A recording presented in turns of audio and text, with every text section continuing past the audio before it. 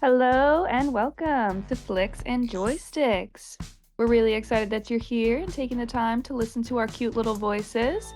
And we're excited to get into all of our favorite movies, shows, games, and things that we're excited that are coming out soon. Let's get into it.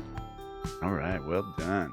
Okay, so introductions, everybody. How about Jakie? What? What you been up to, man?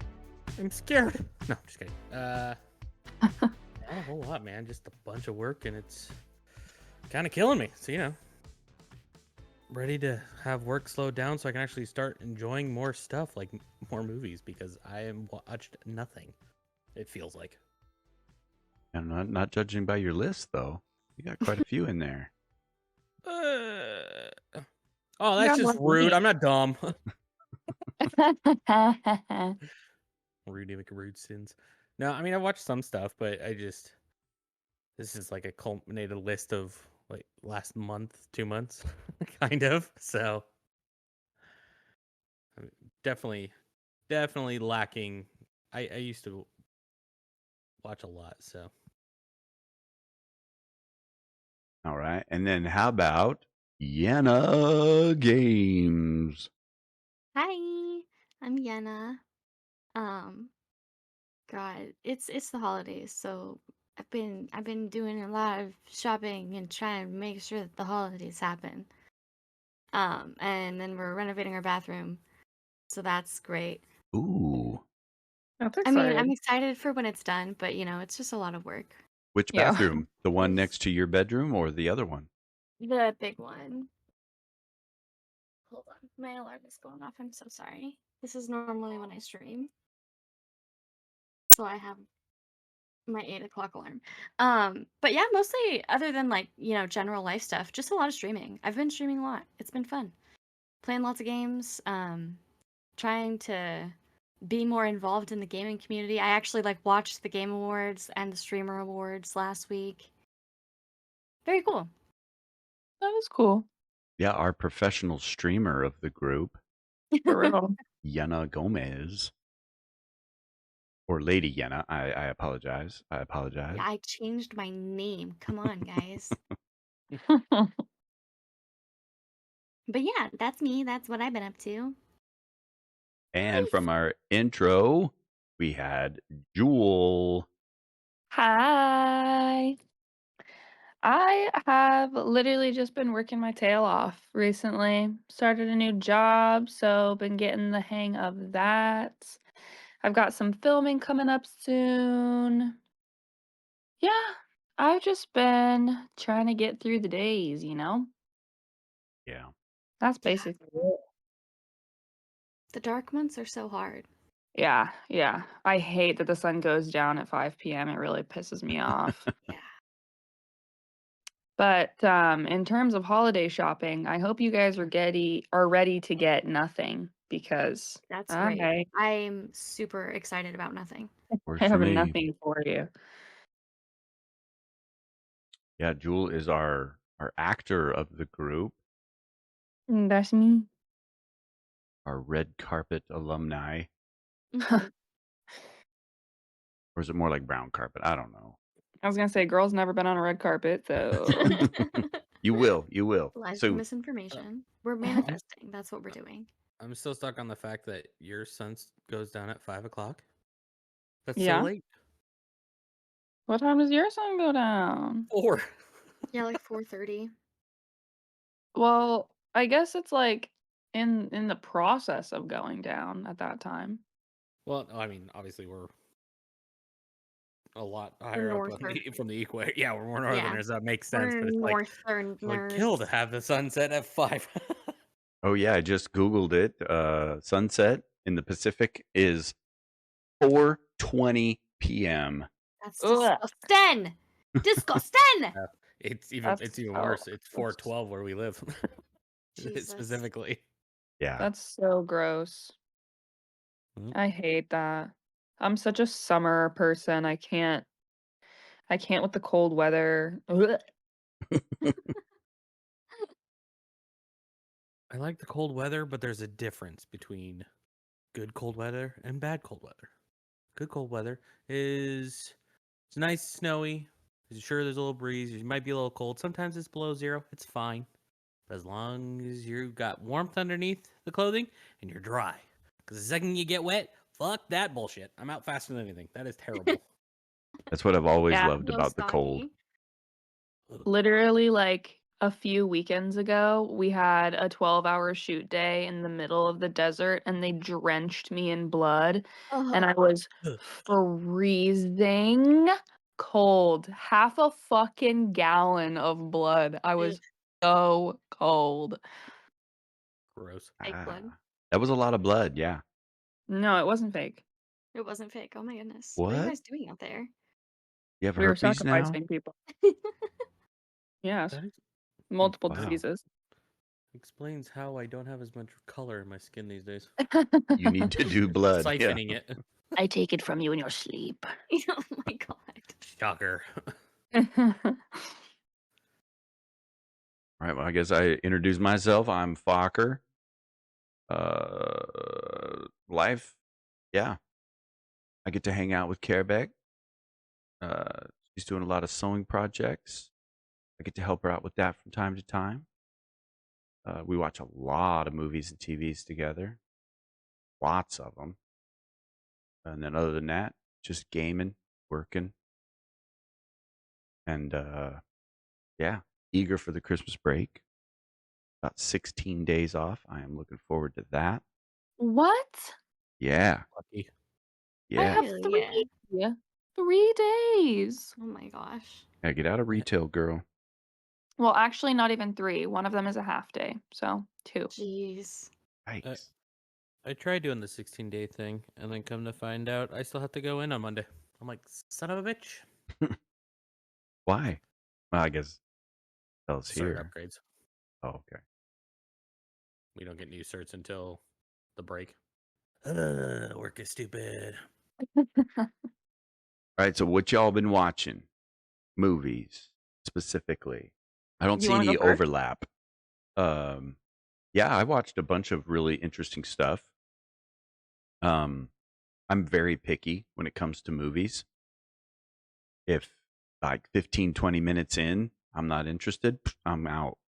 And so I'll usually like kind of look up a movie, Yeah. and offline or, on my phone, take a quick peek at it. And then I'll be like, "Ooh, okay, let's try that." And I'll throw it up on the TV. And then Well, we'll watch I'm it. eager to hear what you thought about Alien Romulus. It was good. It was a lot of, nostalgia boner material where they brought back, the android from the Sigourney Weaver, Mm-hmm. the first one, which was pretty cool. I liked that. And then, most of the drama about the situation that they were in, because they're on the satellite, or not satellite, but like space station that they Mhm. were on originally, which is why they run into that android. I don't know if I want to do too many spoilers for everybody, because who here has watched it? Me. Not yet. Yenna, did you watch it yet? No, not yet. Okay. I've seen the you- original Alien with Sigourney Weaver. Great Yeah. shit. So Do you they, plan to, guys? I mean, you guys can say whatever you want, honestly, because I have ADHD, so I probably won't remember. Yeah. I'm gonna be real. Yeah, it's been out for a while. Go for it. I don't really care. yeah, there's a lot of, remember this, remember that, which was interesting. Yeah, But lots of fan service, but mhm. I'm a fan and I was served. Yeah. I loved it. Yeah, the situation I liked because there was the ring around that planet. I assume it Mhm. was Saturn, not really sure. Yeah. And the gravitational pull of the satellite or the ring and the satellite, they were just slowly merging and it was just going to crash. And so that was this never ending. You have 2.5 hours before Oh. impact. And Yeah. they've also got Countdown this. does make me tense. They've got this overriding goal, because they're trying to get to that space station so that they can get these cryogenic batteries, essentially, and then that way they could all get into the cryogenic pods and then survive the 11-year trip or something like that to where they Yeah. were trying to get to, this Mhm. supposed nirvana they wanted to go. And I thought that was really Yeah. cool. They didn't do anything stupid with it. No, not at all. I thought you meant the people, and I was like, they definitely were pretty stupid. Oh, yeah. From the very jump, all the Yeah. bad decisions, and I hate you, and I'm going to hate you even more in 5 minutes, and all of that. But Question. Yeah. Does it have a cat? yes, no, No, yes, no. no, No? Sad. not that I know of. Yeah, I don't The original remember Alien one. has a cat. I feel like that should have carried over. New cat. The cat should have still been on the ship, actually. It doesn't have to be the same cat. It could be a new cat, but I want cats. God damn it! There was a lot of face suckers, if that works. Yes. Oh my Not quite gosh, the yeah. same, actually. Surprisingly. No? Well, Obi hovers over my face and bites me in the morning, so it's pretty similar Pretty experience. similar. Yeah. Honestly, I have always been so petrified of face suckers, so for them to be like millions of them on these ships, Mhm. I loved that. I thought that that was really cool, like how they would run and they're like crawling over each other. I really loved that. Well, and then they got really phallic with it too. Ugh. There was that one scene where the hugger jumps at their face and they kind of catch it before it really grasps, and the penis thing is just like Yeah. trying to get into their mouth, and they're just like, no, So no. gross. So disgusting. Yeah. Yeah. And then they got one off of a victim, but too late, right? And Yep.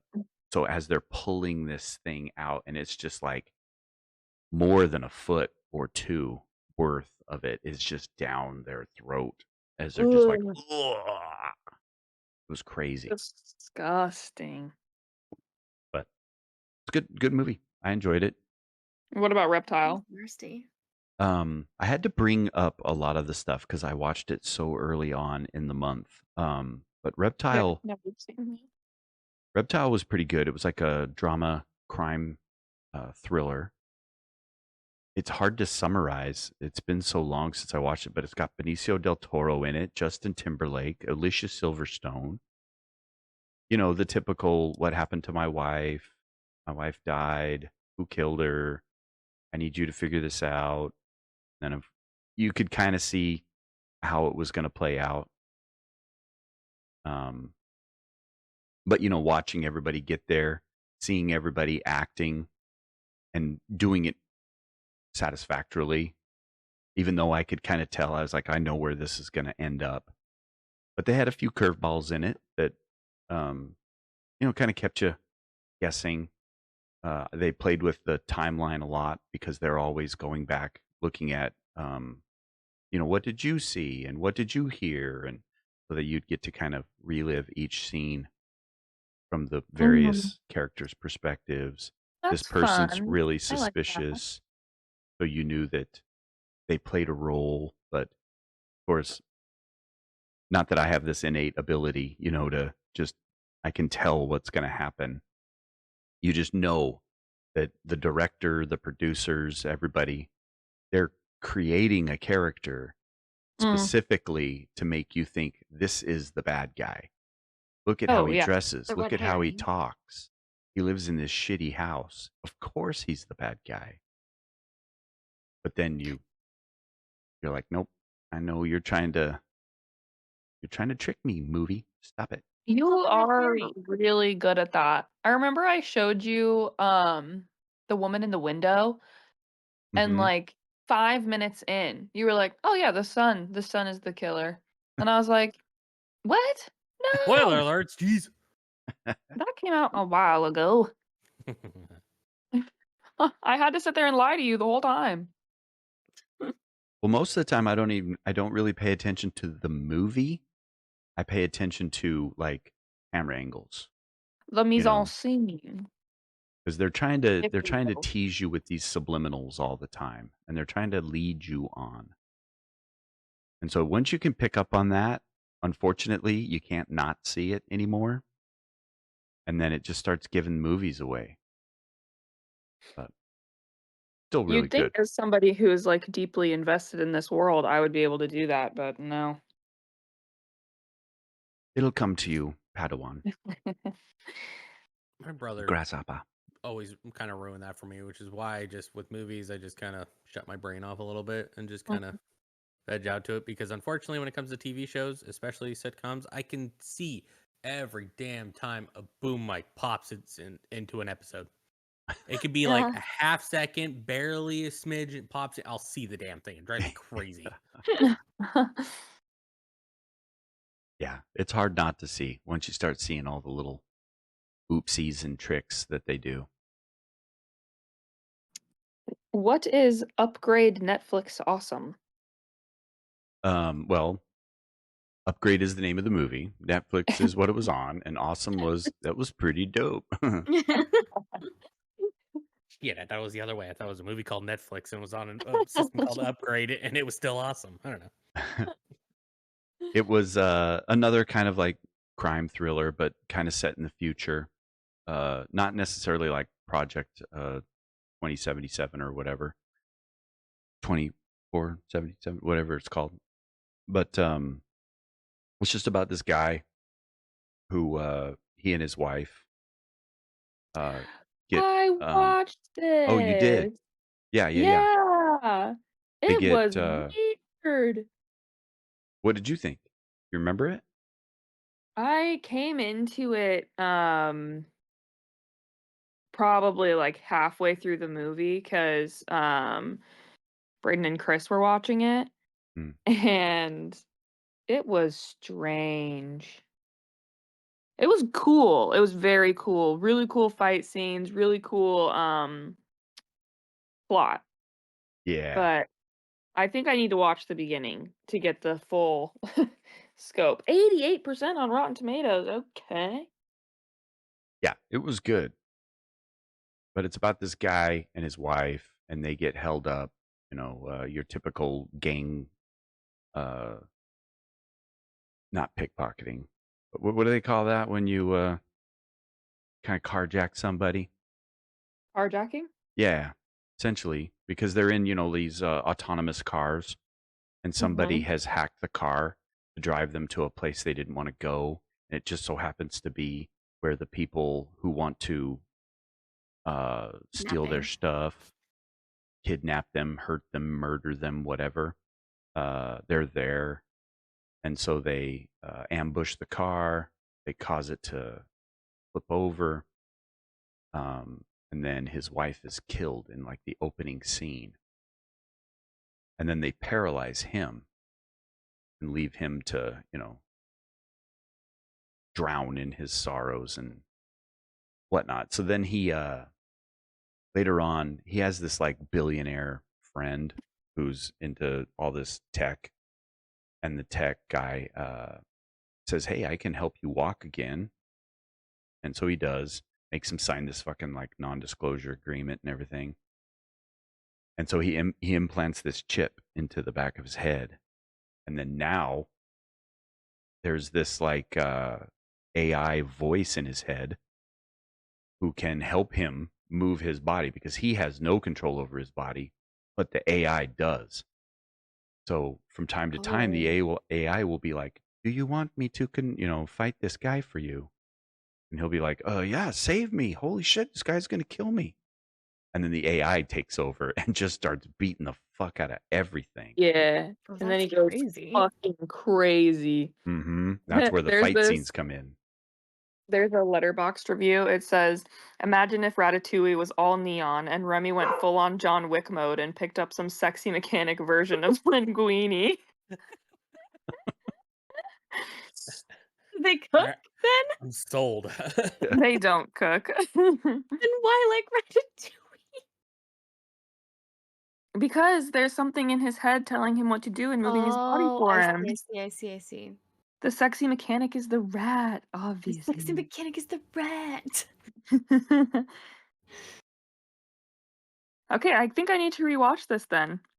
But Chris did give it 2.5 stars after watching the full thing, so. Oh, what? I mean, it too was predictable. You know, Oh. you can kind of tell how it's going to go, with a few curveballs here and there.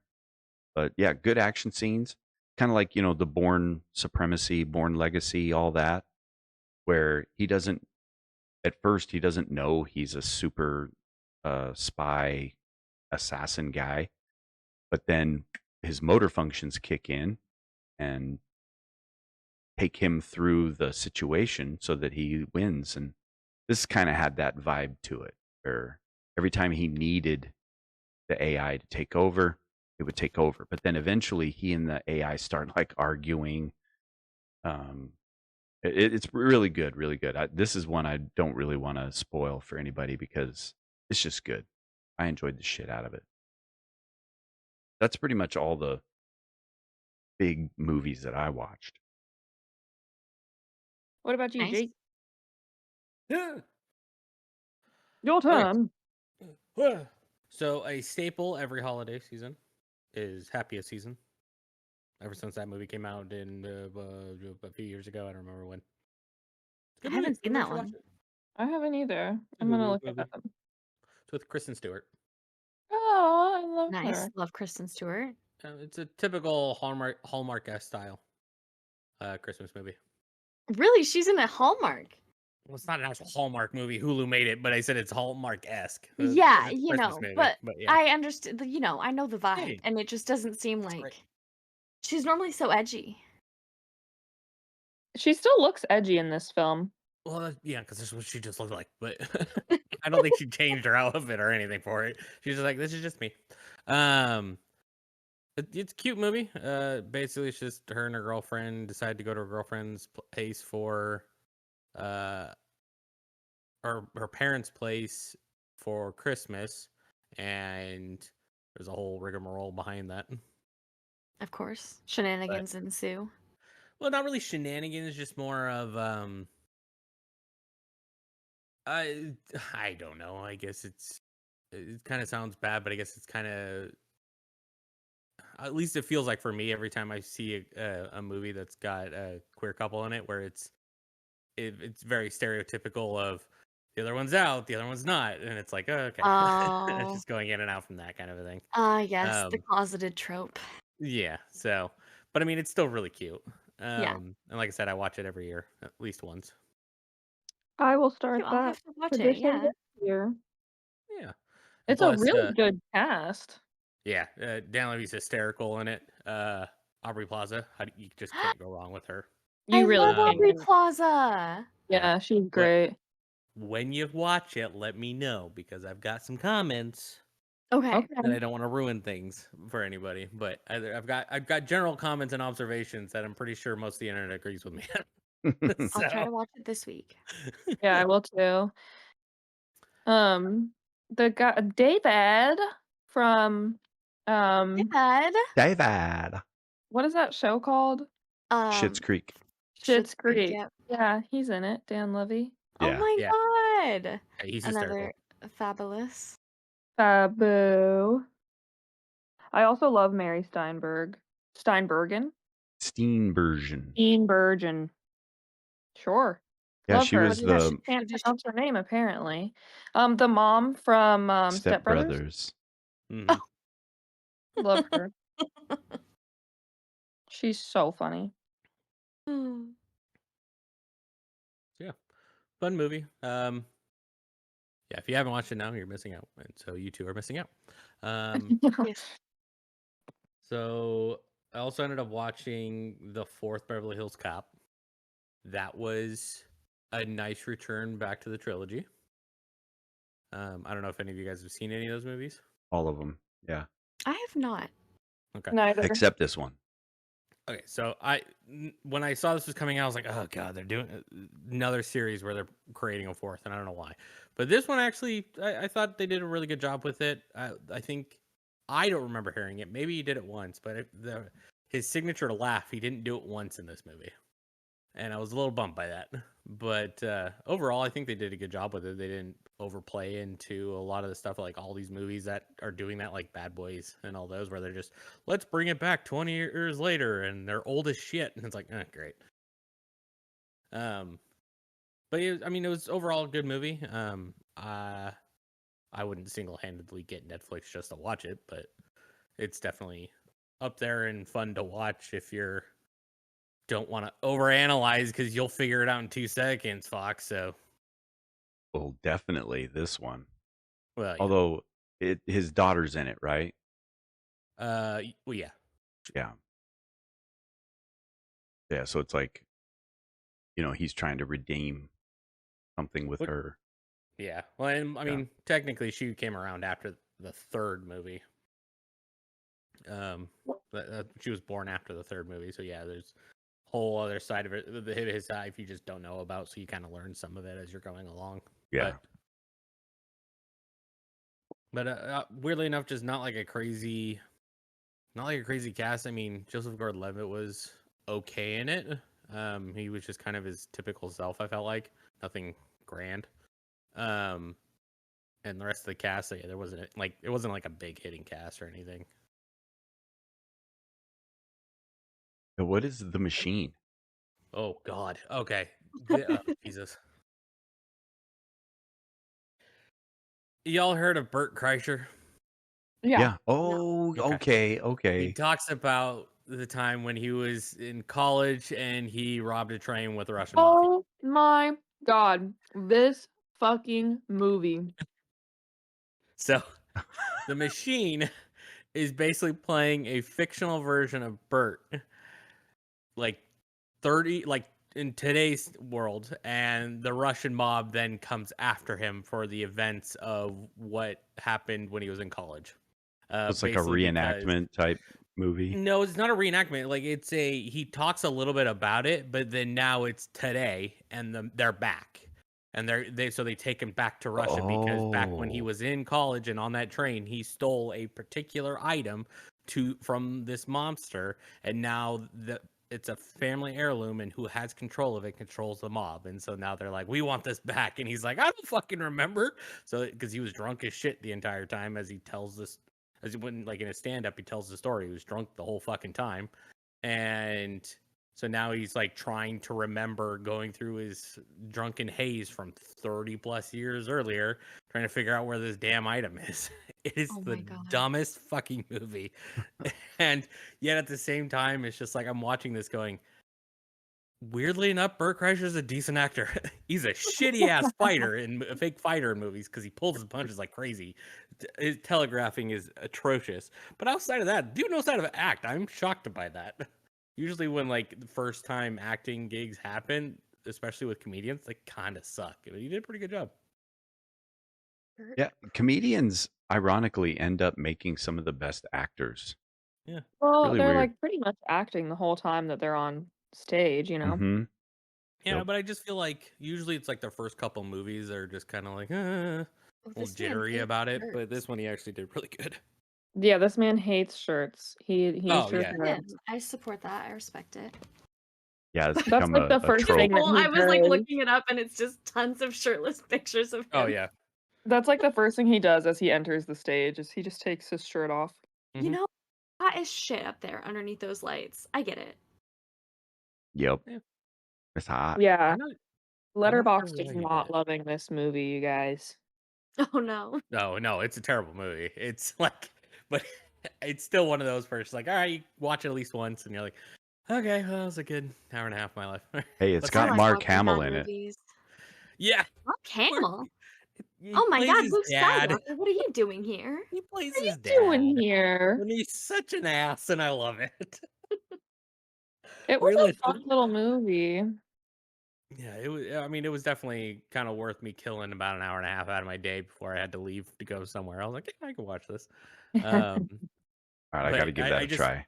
I just like Bert Kreischer's stand up. Like he's a little edgier, and he's getting a little. Lately he's gotten a little weirder and weirder with stuff, and I'm just like, eh. But for the most part, like especially his older stuff, I always really loved. But now it's just like, so I was like, I'll watch the movie because it came out like last year or something like that. But Yeah, 2023. yeah, and he did some publicity on it, and his wife was hysterical. His actual wife was hysterical about it because she was in it, but she plays the asshole neighbor. No, she plays the mother of his kid's friend who's a royal bitch. Mm-hmm. And plays it so well because the first thing out of his mouth is like, "Hi, Bert, fucking asshole." I was like, "Oh shit!" Like, and the wife's coming out. So, yeah, that's pretty much all I watched in movies world. All right, what about you, Yenna? Yeah. I didn't watch many movies in the last month, but the two that stuck out in my brain that I remembered, I watched The Goonies this week. It was a Classic. rewatch. I've watched that before, obviously. many Classic. times. Classic, absolute classic. If anyone doesn't know, the plot of The Goonies, basically it's what, the 80s? Is it the 70s or the 80s? 80s. 80s, and it's this ragtag group of kids, and they're about to get evicted from their home, so they decide to go looking for this treasure based off of a map that they found in one of their attics. And so this whole like shenanigans ensue. It's a great movie, fantastic. I forgot how much I love Chunk and Sloth. So Chunk is one of the kids, and then there is this man named Sloth, and he is unfortunately deformed, and his mom has locked him in like a basement in chains for his entire life because of his deformity. She's like, I'm keeping him safe, which not true, but whatever. But he forms a friendship with Chunk because the mother finds Chunk and ends up throwing him in the room together. And it is so wholesome and adorable. They say they love each other by the end of the movie, and I was like, that's so nice. Baby Ruth? Baby Ruth. Oh, so good. But Sloth, yeah, love, Chunk. I need, a nostalgia hit. I was just like, I want to watch something familiar, something that I know, and that I just like, I know hits well. I also love, I never really registered before, but watching it as an adult, you can really tell how like I don't know, Mikey's character, he's like the main kid in the group. He's the little protagonist or whatever. He says just absolute nonsense all the time, but he says All it the time. confidence that he kind of gets away with it, and I didn't really notice until I was an adult. And all the kids are kind of like that. They're just speaking nonsense throughout the whole movie, and I think that's a really nice touch. It's just kiddos. Kids. Wait, I think I need an example. What do you mean by nonsense? Okay, so if one example, like he constantly gets words wrong. He'll always say like the wrong word in a sentence. Like when they're talking about booty traps, he says booty, B-O-O-T-Y, booty traps instead of booby traps. Yeah. And that's like a running joke. But he'll do that with so many different words in a sentence, He'll just be saying whatever. It's wrong. Someone corrects him and he's like, that's what I said. Okay, I know what you're talking That's about what I now. said. Oh, I gotta watch this again. Such a funny little movie. It is. It was great. It aged really well. A lot of times it's harder to watch some older media just because I'm like, wow, that's just, why is there racism here? Yeah, it does Like, not age well, does it? No, it does actually. The Goonies isn't so bad, but a lot of other Okay. things don't age really well. So it was a nice, like, refreshing moment of like, oh, okay, this is fine. And then the other movie that like stuck out to me that I watched this month was called Woman of the Hour. That one was damn good. Yeah, it Anna was Kendrick made fantastic. it. Oh my goodness. So it's about a serial killer from the 70s. I can't remember his name. I His try not to remember name, serial killer names. uh, Fudge. Hold on. Let's I'm see. looking it up right now. Cheryl Bradshaw, a single woman looking for a suitor in the hit 70s TV show, chooses charming bachelor Rodney Alcala, Rodney unaware Alcala. that That's his behind the name. man's gentle facade he hides a deadly secret. Yes, and the deadly secret is that he is a fucking serial killer. Crazy movie. So basically, you're going between scenes of him committing his various murders, and you're and this talk show, not talk show that he's on. What is it? It's like The It's a dating dating show. game. show. The Yeah, dating game. dating game. So, in the dating game, you've got one woman and three men. They can't see each other. There's a screen between them. And the woman gets to ask these men questions, and at the end of the show, she chooses one of them to go on a date with. The serial killer is incredibly charming, very charismatic, and like good at putting on, that front. And so he ends up winning this show. And they go on a date right after, and he almost kills her, but some people show up and she manages to get away. Um, Crazy movie, incredibly good. Yeah. And one thing that I really, really loved, because an issue that I have with true crime and true crime content is the fact that people are profiting off of these tragedies, especially when a lot of times, like, the family members of these victims are still alive, And so Anna Kendrick, instead of taking profit from this movie, she donated it all. I can't remember what organization she donated it to. Let me check. Profits donated. Well, this was her directorial debut, It wasn't was it? her was it was Yeah. her directorial debut, Anna Kendrick. So Anna Kendrick not only starred in the movie, she was Cheryl Bradshaw in the movie. She directed as well. It just says to charity, but I would like to know what charity. Yeah. It was really good. And honestly, the girlie who ate this movie up, Autumn Best is her name. Was she She the one who played plays the little 14-year-old? Yeah, she plays a younger girl who is almost a victim of Rodney, but she ends up getting away and is the reason that he gets caught because multiple women had reported him to authorities. One of his victims, her best friend, had a bad feeling about him. They were all at like a party together and she ended up going home. And I don't think that this is like the real play by play of what happened in real life, but this is how it's portrayed in the movie. Um, but what really did happen in real life was that once the friend discovered that her friend had been killed, she went to authorities and was trying to say, "This is the guy, this is what happened. Like, I need you guys to look into this." And every time he was able to like charm his way out of the situation. I think that he got reported over 7 or 8 times to authorities, and, Oh nobody man. listened until finally this 14-year-old girl who was assaulted and almost murdered by him, came forward, and then he actually had repercussions and went to prison. So that's a And there true was story? one It is Yes. a true story, yes. There was Wow. one instance where he was actually put in prison and then let out on, like, good behavior or something, and within 48 hours had killed another Murdered woman. someone else. Yeah. Yeah, I Whoa. think his convicted victims was like 7 or 8, but it's estimated that he's killed over 100 women. Yeah. What? Yeah. Yeah.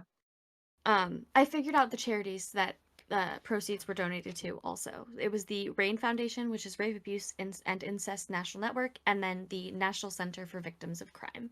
That's where the profit for the movie went to. Her profit. Yeah, her profit. Okay. Mhm. That's cool. Yeah. Yeah, I thought it was very admirable of her because I do think it's weird and unethical to profit off of other people's tragedies in that way. But it is important to tell stories as well, so it's a Yeah. weird line. I'll have to check all these And out. yeah, super good. Very good movie. I was super impressed with it. But that was my two standouts of the month, movie-wise. What about you, boys? Okay. So the first one is a rewatch. I watched Prey on Hulu, which is super good. I believe that it is, well, I don't believe, I know that it is a prequel to a Predator movie. because the predator is like the main antagonist of the film. But hold on, let me pull up a synopsis really quickly because I just don't want to fuck it up. Is Um, is that the Prey 2022? Oh yeah. Oh yes, I watched this. The one with yes, the girl or yes, the woman. the woman. We don't ever get her age. Um, but yeah, so it is a tribe of people who the main character, she wants to become a hunter like her brother and her dad before him. But because she is a woman, they want her to be a gatherer and, do like medicine and take care of the people that are in the tribe rather than going out and hunting because they just don't think that she is able to do that. So, the word that they use is escaping me, but basically to prove that you can be a good hunter, you have to go out and kill an animal, a vicious animal that would like attack your tribe. You have to protect your tribe and you have to bring them back or bring their head back, and then you will be seen as able to protect your tribe and you will be a hunter. And so she like goes out with her brother and a bunch of the other hunters in their tribe, and they try to kill a lion because a lion had just attacked another boy.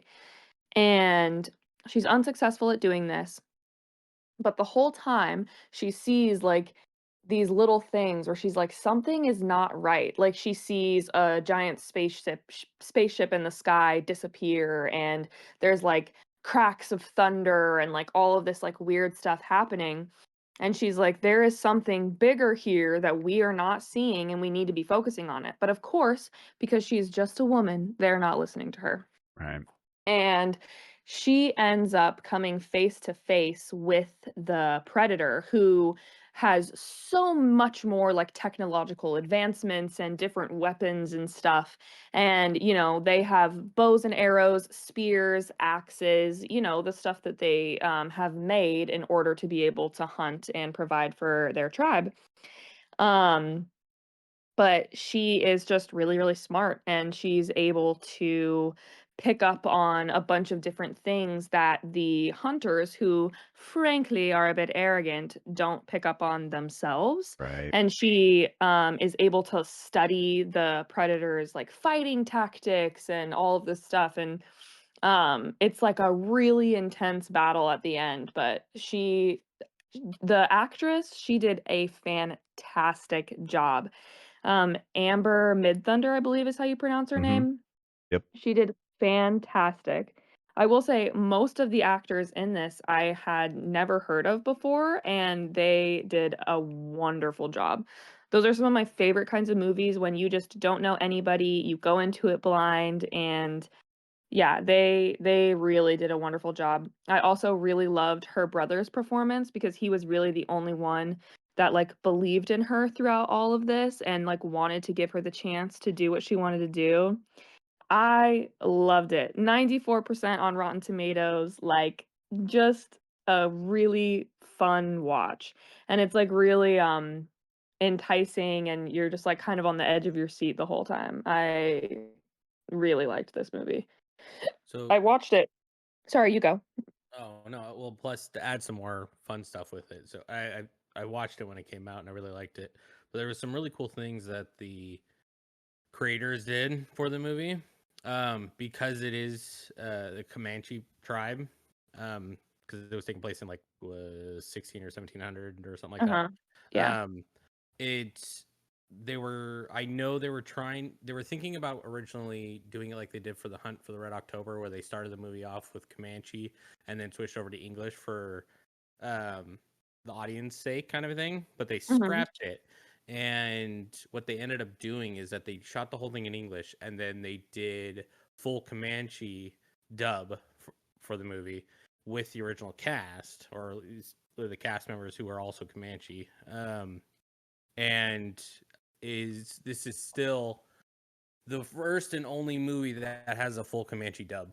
and they even did a That's awesome. premiere with the tribe, and it was only for the tribe of this movie in their dub language. That's awesome. Wow. Yeah. It's really neat. I love that everybody was Comanche as well, because that's not Mhm. something that you ever see in Yeah, movies. that's super rare. Yeah, I think the only person that wasn't was the guy who played the Predator. That's awesome. Also, looked him up. The guy that played the Predator is hot as fuck, first of all. He's also tall as shit. I think the reason Very why he tall. got it. Well, That's why he he's a gets a lot of model, it. so yeah. What's the That's why he guy's gets a name? lot of his Um, Oh, Danny Dane DeLiego or something like that. Illegro. Oh yeah, he is tall. Holy shit. yeah, really tall. 6'8", 245 pounds. And I want to say, for everybody who's going to watch this film and see that she has a dog with her, the dog does not die. You can rest easy. There's a Because website for that too. there is a website for that. But I was literally sitting there the first time that I watched it, and I was like, I swear, if this dog dies. This hot model's about to get it. Yeah, great film. Highly recommend. Right, All right. and then the wild robot. The Wild Robot. I also really loved this movie. I was super excited about it since I saw the trailer for it at one of the AMC theaters. It is like such gorgeous animation, which was what first drew me to the movie. But also just a really cute little story, you guys. It looks real Lupita, cute. it's so cute. Lupita is the voice of the robot. Roz is her name. And she does such a fantastic job. It was like one of those things where the whole time I'm watching the film and I was like, is that Lupita? And then you don't know because she's such a good voice actor. And then at the end you look it up and you're like, oh my God, it's her. But yeah, it was really, really good.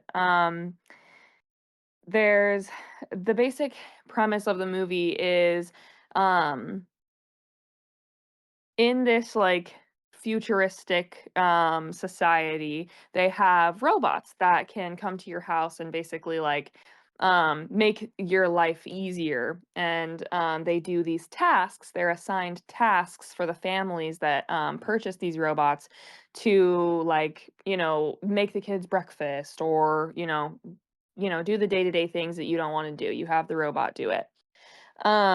And from this facility or like factory, I guess, where they're all made, they get shipped out. But for some reason, they're having an issue with shipping them out, and a few robots land on this little island, like foresty island area. And most of them just, what's it called? Just break or, shut down and nothing happens. But Roz, the main robot, she, has consciousness and wakes up and everything and is like, I have a task. I need to do a task. And she's trying to get back to the factory where she's made, but the animals keep interfering with her like transmission signal to go back. So she's not able to get back. And she ends up accidentally, emphasis on that, killing this little bright bill. Wait, what kind of animal is he? He's a little bird. I don't know what bird specifically, but she ends up accidentally killing his entire family. Whoa. Whoops. And then he hatches and now she just has this little bird with her. And this particular bird kind of like attaches itself to the first thing that it sees when it hatches. So it attaches to her and it's following her around. And one of the animals in this forest gives her the task to raise this bird and make sure that it's ready for migration.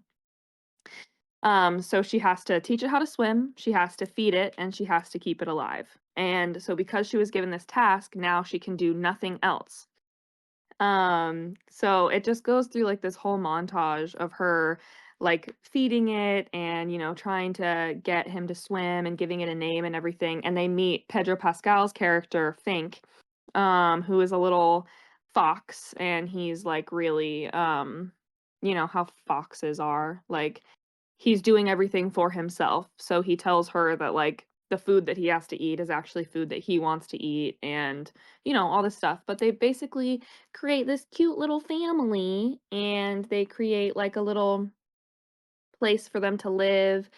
And during the winter time, all of the animals are going into like hibernation and everything, but it's too cold.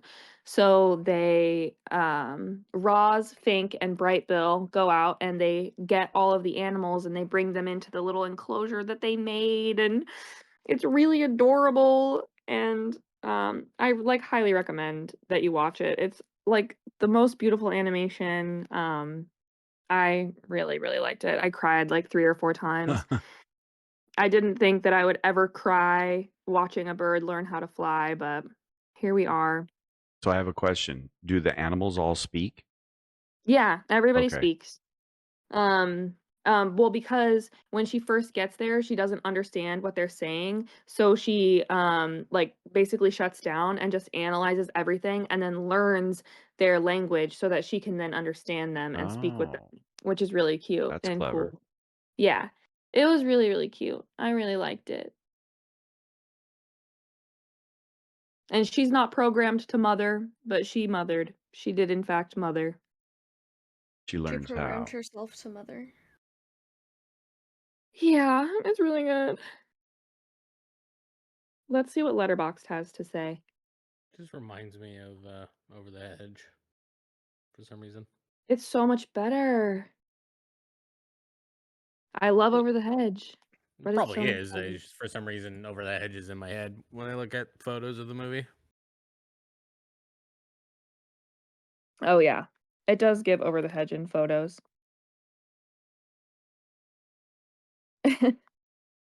Lupita did in fact have the programming to mother. Oh, she did? Well, she didn't, but she did. Oh, That was just a She review. did it herself. It was DIY programming. Yeah, it was super good, you guys. Go watch it. what'd you watch it on? I watched it in theaters the day Okay. after it came out. Is it still in theaters? No, I don't think so. Where can we watch? Let's see. You can YouTube? watch it on YouTube, Apple TV, Amazon Prime. I think you have to pay for all of them. Sad. Is The Wild Robot streaming? Yeah, it looks like you do have to pay to watch it. Bummer. Wild Robot. It's so good, guys. Don't pay for it if you don't want to, but as soon as it comes out on a free streaming service, I'll let y'all know. Yeah, it looks like it's still in some theaters. Oh, okay. So yeah, it's early access for like Apple TV, Fandango, and stuff like that. Justwatch.com is the best site for finding out whether or not something is viewable, not viewable, where to watch it, things like that. Justwatch.com. Justwatch.com? Yep. Got you. Oh, thank you. I've been wanting a service like that forever.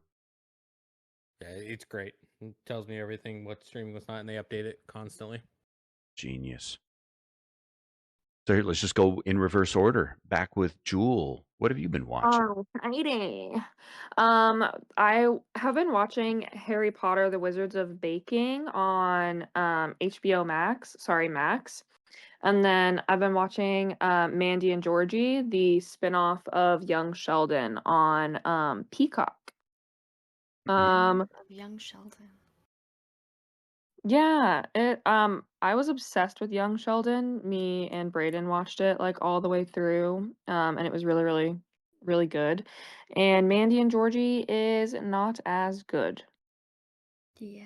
Who's Mandy and Georgie? It's a Mandy and spin-off of a Georgie. spin-off. Yeah, because so Young Sheldon's older brother Georgie, when he's 17, I think, Mhm. gets Emily Osment's character, who is like 32, pregnant, and they end up getting together and then like having the baby together and everything. And then Mandy and Georgie is just about their life after that. Because unfortunately, at the end of Young Sheldon, his father dies. And so a lot of this show is about them coping with that. Um, like him and his family. Um, but Sheldon's not in it. So it's not as good. Are they the same actors from um, the Sheldon show? Yeah. Yeah. Okay. And then Now, Harry Potter Wizards of Baking is baking in Harry Potter form. yeah, it's like a competition though, right? Yes. And there's And like the a live Weasley studio twins. audience. I don't think there's a live studio Oh, audience. But Bake there's off. like two judges who, do the tastings after every bake off or whatever. And then they have special guest stars from the movie. Luna Lovegood was the most recent one, but the Weasley twins are the hosts. And they're adorable as always. But everything that they do, like they have the first thing that they did was like Diagon Alley, or no, that was the most recent thing that they did. Diagon Alley, they had to each like group got like Gringotts Bank or Ollivanders or like the Quidditch shop, and they had to make some like pastry dessert based off of that. And there's always like you have to have a movable element, you have to have a tasting element, and then your presentation obviously has to be okay. nice. But yeah, it's cute, it's really good. I think The one of my favorite groups got voted off last week, so I was mistaking it for there was a trivia show that they did. I don't know if it lasted. Oh, they did that a long time ago. Yeah, and it was a trivia show, and there was a live studio audience, and they were the houses. Mm. The whole thing was split up into like Slytherin and Ravenclaw and all that, and then they got to participate by like giving points or something somehow. Interesting I've little never heard spin of on that. a quiz show, but Hmm. yeah, I mistook that. Yenna, your turn. What have you been My turn. watching? So my nostalgia watches have been Community and The Office lately. We actually got the DVD box sets of those, so we can watch them whenever, which is nice. Old school Um, physical media. I like it. right. We've been trying to get anything that's like something that we love to rewatch. We want to get a physical copy of it just so we don't have to play the streaming service roulette. I don't know. Mm-hmm. And then it's not on um, any of them. and then it's not on any of them, and then we have to go and Well, say all and the now policies or whatever. The Office is only with ads. I'm like, Yeah. Like, I don't want to deal with any of that shit. And you get, like, fun bonus content from DVDs and stuff, too. So there's, like, bloopers and extra commentary, all kinds of fun shit. For anyone who hasn't seen, I'm going to start with Community, because I feel like that's the slightly more obscure. Community is about a group of people who are all in a community college. Their ages range from, God, I don't know how old Chevy Chase's character is. Like Over 200. 60. Yeah. Definitely over 60. 200. To 18 is Annie's age. She's the youngest.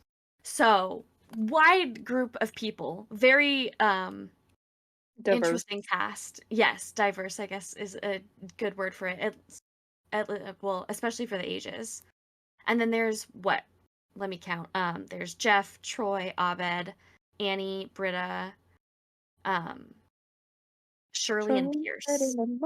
So, 7 main cast members, and it follows them through their community college experience, but it's extremely absurdist humor.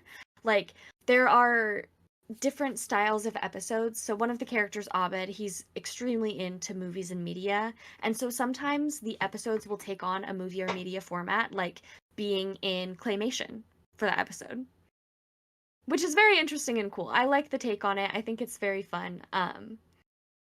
There's definitely humor in it that I'm like, that's not my favorite, that's not great, but overall, it's really fun to watch. How And many then times The have you Office, watched through it? God, probably 4 or 5 now. Oh my gosh. Yeah. The Office I've seen way more times than that. I'm not going to give a synopsis of The Office because I feel like it's the most popular media in our culture, or at least some of it. Easily. Y'all know Jim, Pam, Michael, Dwight, the whole 9 yards. It's just such an easy watch. Like, especially after you've watched it the first time. The first time it's a little bit rough because of secondhand embarrassment for Yeah. specifically Michael Scott. Especially the first season. Good Oh my fucking god. job. Oh my god. And I then there's some never watched the episodes. first season when I We rewatched skip it. the Scott's Tots episode every single Every time. single time. Like, Every single I time. physically can't watch that happen again. I'm so sorry. Awful. Yeah. I'll explain the Scott's Top synopsis. That's what we'll do for our Office synopsis. Scott's Tots, which I skip every time, cannot watch again. Michael Scott, who has the biggest heart in the world and just wants to do good for everyone, he goes to this little 3rd grade class to do like a presentation for the day, you know, about being a manager and all of that. And he ends up promising these kids their full college tuition. All of them. This is a classroom of like 25 children. And he Whoa. says, I will send you all to college on my dime. 100% paid for. And so, 15 years later, when it's time for them to start, well, less than 15 years later, probably like 10 years later, actually, when it's, you know, time for them to go to college, they're seniors in high school now. They're inviting him back and like trying to celebrate him and getting so excited because they're like, oh my God, my college is fully paid for. And he has to show up to this school and tell this classroom full of children that he can't pay for anything for them, not even a Wow. little bit. Yeah. And what it does is he get them as a so- consolation prize? Laptop batteries. Yeah. Not even laptops, laptop batteries. Yeah. Yeah. It's But- so physically painful to That's watch useful. that. Sure, very useful, but when you think you're getting a full ride, A bit those less poor useful. kids, a little bit less useful, you know?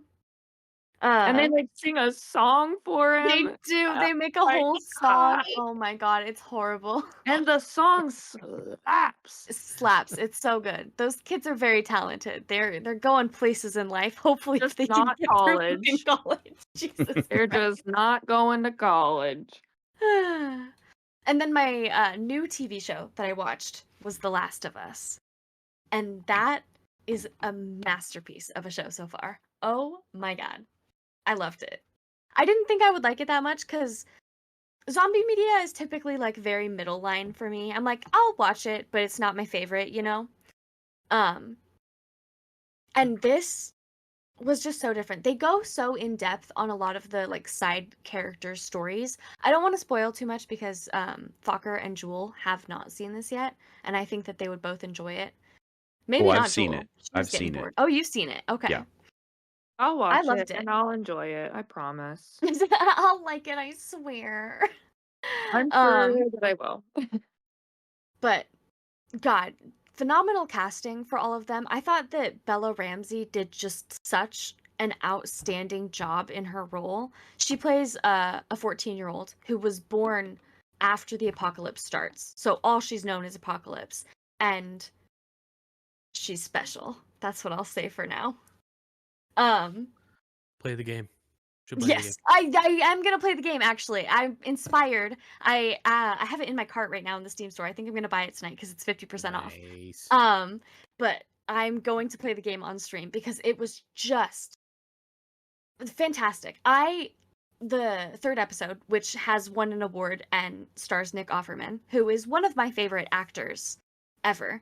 I love Parks and Rec, seeing him as Ron Swanson. Just now, every time I see him on screen, I'm just like, oh my God, that sparks joy. So exciting. By chance, when you finished the episodes, did you happen to watch the whole behind the episode little tidbit? No, I did not. Okay. But I kind of want to. So, just to clarification, there are some differences between the game and the show. Like, Fine. episode 3 is all of that information is extra. So they made the comment of They don't go nearly as far into their relationship, do they? No. So basically, how it came down was so Neil Druckmann, who is the co-director and producer of the show, he's also created the show and is the co-CEO of Naughty Dog. And he told Craig Mazin, the guy who's working on the show with him, who created Chernobyl as well, said, "All right, Chernobyl's I also a want to great show. try to make this show just like the game, but I'm willing to make each episode if you can come to me with material that's better than what I have it in the game." And so Craig Mazin came to him. He's like, "I want to do this for episode 3. I want to tell their story." And he read through the whole thing. He's like, "Shit, I wish I had this in the game." He's like, I'm "I don't know how you could have this in so the game, glad. but this would be great if I could." So that's why it was in there, because he said it was a lot better telling than what he had in the game, which, I mean, ultimately it's kind of hard to tell what they did in the show in the game, so it kind of makes sense why it couldn't really Yeah. explore it that way. Because I assume in the But game we're following our main characters the entire time. yeah. And this is a full side story. Like you have Mhm. an episode where you don't really see the main characters at all. It's just about these two. Yeah. We'll And go it with was that, yeah. beautiful. It was But beautiful. there's quite a few things like that. So yeah, they go into in depth a little bit more. They definitely a group later on in the series, they actually have a name, whereas in the game they're just unknown. Okay. So they definitely go into a more in depth lore in the show than they do They're in the game. expanding the lore. I like Yeah. that. It makes me no less excited to play the game either. I Oh yeah, figured no, that there it's would great. be differences. But yeah, that's been my TV show life. A little bit of nostalgia funnies, and then I hit myself right in the big feelings with The Last of Us. That'll do it. Yeah, it sure did. What about you, Jakie? So, any golfers out there, Full Swing is a must-watch on Netflix. Granted, if you're big into golf, you already know a lot of the information that's already telling in the docuseries, but because the show is a year behind. Oops. And but it just overall, it's just a fun watch, especially when you get to go into a little bit more depth of the drama between the PGA and this new tour called Live. But yeah, so great for golfers. I'm trying to get back into Lost. I remember watching it when it was airing on TV, and I think I got through like most of season 2, or maybe halfway through season 2, and just kind of fell off.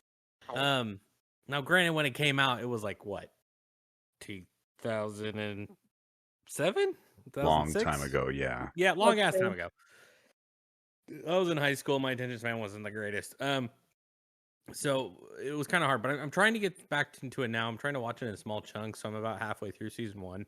Some of it's jogging my memory, some of it not so much. But kind of knowing how it ends is making it like it's kind of ruining, kind of pushing for it, because like I don't know jack about like anything after like halfway through season 2 on, except I just know how it ends. I'm just like, Yeah. kind of ruins it a little bit, but that's Yeah. all right. It was And 2004, by the way. 2004, okay. So yeah, I was middle school when that started. That makes you feel old, Fokker. So Wait, say that the again? huh? Say that again? Oh, I was like, I was in middle school. If that makes you feel any. Oh, yeah. Old as feel any shit. age.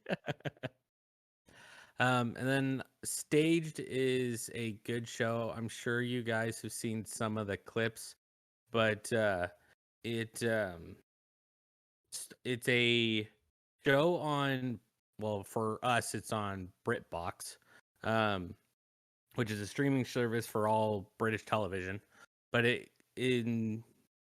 has David Tennant and Michael Sheen, and they're kind of playing pseudo fictional versions of themselves, but basically because it's COVID and it's during COVID, and they were trying to originally do this play, and the producer of the play was like, well, maybe we can kind of do this over COVID. We can rehearse over Zoom. And so everything is pretty much over Zoom. And the interaction between Michael Sheen and David Tennant as they just go off on each other is hysterical. The videos you see online is like one of them where David Tennant's talking about having this like award and shoving it up Michael Sheen's Welsh rectum. Oh my As they're like God. arguing back and forth, and then like, or he's like draws like a pineapple or something like that, and Michael Sheen comes back with like this gorgeous painting. He's like, "You painted that? Fuck off! No, you didn't." Like It's a they cute gab little back and forth. show. Yeah, it's hysterical. There's only 3 seasons, but it's a lot of fun, and it's all done almost entirely over Zoom, except for like when they're doing their own things at home. So like David Tennant and his wife, they have their little interactions at home. That's not on webcam, but anytime the other two are talking to each other, it's always over webcam. So it's cute and fun. It's a Okay. very cute Sounds- little It's show. very I love David fast to Tennant, watch. too. Yeah, it's fun to watch. I mean, plus, I mean, those two have always been great, especially with Good Omens. Like they were Mhm. just if you haven't seen them before, but you watch Good Omens, you just know that those two are like great with each other. They and bounce then- off of each other really well. Oh yeah. And then I'm rewatching Brooklyn Nine-Nine as just like background noise, just because I don't think I've seen the last season, but it's just a good show in general. And You I think, haven't watched the last season? I know. I think It's good. I don't know what happened. It hadn't come out yet, and so I had Okay. watched through 7, and then like 8 came out, and I just never paid attention. So I missed it by like 6 months, and then I just never went back to it. But I It think wraps it up nice. yeah. I think we're also around like the 1-year anniversary of God, who's the actor that plays Holt? Oh, Oh, yeah. He died, didn't he? yeah. Yeah, it was Andre Brower. Yeah, he passed away last year around this time. So I was like, oh, it's kind of a nice. Like I didn't realize it. Like I started it the day after, like I was on Twitter, and they're like, it was like, oh, 1-year anniversary of Captain Holt passing, and I'm like, oh, that's weird. I literally just started like episode 5. Like I didn't realize that the day that it was the anniversary of his death. I had just started watching the show again. You were just thinking about him. Apparently, yeah. It was just like I just switched over to Peacock, and I was like, oh yeah, we can watch this. Yeah, it's a good show. I love that one. Yeah. What's All Full right, Fox. Swing? Oh, Full Swing. That's that golf documentary. Oh, I'm so sorry. I'm so sorry. You're good. You're good. Yeah, it's a good little. It's got 2 seasons. It's fun. It's fun too because I'm watching watching some episodes and like, oh, we're going to the Open, which is always in Scotland. And I'm like, and they're showing like parts of the course. I'm like, hey, I visited that golf course. That's so cool. It's St. Andrew's old course. It's one of the oldest courses in golf history. And I'm just like, yeah. Yeah. They won't let me play on it, but they'll let me look at it. Just go streaking. Yeah, Yes. well, On that's the the thing. 18th There's hole. walkways in between, like a few of the holes, especially off the first hole. There's a walkway halfway down the fairway, and they close it off when someone's teeing off because you can easily pelt somebody. But he's like, okay, everybody can walk through, and you just see these hordes of people as they're just walking across this pathway. I'm just like, oh god. Speaking of zombies. Yeah, no kidding. I watch golf more if there was streaking involved. Yeah, I probably The would only too. reason I watch baseball. Or if we had Oh my soccer, God, the band. if we had soccer announcers for golf, I would watch it more and more. Like I like watching I golf. love but soccer if announcers. you can get soccer announcers doing golf, I would 1,000%. It would be on 24/7. I want soccer announcers. I want soccer announcers to also do football because football announcers are boring. Yeah, that's true. Yeah, they have to fill the time, because it's go, There's stop, so much downtime. Go, oh stop. my god. go, stop. The only one who knew how to fill the time was John Madden. Well, here's the guy. That was my best impression. Let's go over to the You killed Madden that. view, and he just circles a bunch of random shit, and you go, "What the hell is he talking about?" Have you seen those ladies on TikTok where they were like, I didn't know that football was so sexual? Oh my they're god, like, yes. Oh, yeah. They're Yeah. dogpiling him in. Very homoerotic. After honestly. listening I think to, that's a better And it word just for came, the ball just came right in his face. Well, it's like the quote was like after listening to our was it audiobooks, the romance novel audiobooks and then The watching football with smut. Yep. husbands. Yeah. They've all got their Like, wait a minute. wine. And they're Not like, wrong. oh, put this book down. You're not wrong. If you get a really tight shot in on that center, you see all sorts of hand touching into that center's ass from the QB. So I mean, let's be Yeah, honest. you sure do. They're And he always just slapping each other's booties. I'm like, Yeah. what are you guys doing? he just I drove mean, right have up you the seen the middle. pants though? It would be Honest hard to to keep my God. hands to myself too. I was Right? watching a little bit of it the other day, and I just couldn't help but think that it would be so much more entertaining if they would just kiss a little. Just straight up. Yeah, get those They- face Then guards I out might the watch way. football if they were You- kissing a little. See, I feel You like know they that. want to. I feel like that could only happen though when they're on the field. So they would have to get Yeah. rid of the rule of you can't, because currently you can get a technical if you take your mask or your helmet off. So they'd have to do away with that to allow for the occasional peck. They could do helmet pecking. Yeah, Nom, well, nom, nom, that's nom, fine. nom, nom. Well, isn't that what the headbutt's just for? They just headbutt each other. Oh, so they are Just a nice little kissing. kiss, Yeah. that's all. Okay, all right, it's fine. Okay, I'll And take let's it. be honest, if you ever watch Tom Brady play, it just looks like his middle finger is just digging into his center's taint. So I mean, let's be honest here. Blue 42. Well, I'll pay more What does attention. that smell? It's like Sad Castle. They all have Oreos in between their butt cheeks. God. Always. All Always. blown out That's and their end straight. game reward. Okay, now you go, Dad. All right. So I have been eavesdropping on Carebeck watching the British Bake Off. But this one, I was surprised when I came home one day for lunch, and British Bake Off's on. And because we've watched thousands of episodes of that. And, but I looked up at the screen and I had to do like a double take because there's all these children all over the set. And it's the Junior Bake Off edition. So there's all these little kids, probably like maybe 10 or 12 at the youngest, 14 or 15 at the oldest, maybe. But if you're not familiar, I'm sure everyone's familiar with the British Bake Off. Love that show. Yeah. And this is just the junior edition. So wholesome and nice. it makes me actually like more optimistic about my cooking and baking skills. But Because you see the little guys do it. right, and of course they're making mistakes everywhere. And what I love about as opposed to the Americanized competition, cooking, baking, whatnot, where everything is so serious and And yeah, they're like mean to each other. Yes. No, I love the Great British Bake Off because they're so like wholesome. They're just Yep. nice. They're there to have a good time. They're Yep. there to learn their craft. And yeah, there's money and a competition involved, but everybody's like still chilling. And I love that about them. yeah, it's very positive. I love that. See, and I have a completely different outlook on that one. Where you say it gives you hope, it just shows me that there's a 10 or 12-year-old that has a hell of a lot more talent than I ever will. And it just makes me sad. I'm just like, oh, I wish I could do that. Oh, I I'm know. 33 years old and I can. still can't do it. I'm like, You shit. can. I'm No. looking over it, then they're like, okay, we're No. doing I don't know even the foods. I don't know the foods. And they know like what ingredients go in automatically. And I'm like, what the fuck?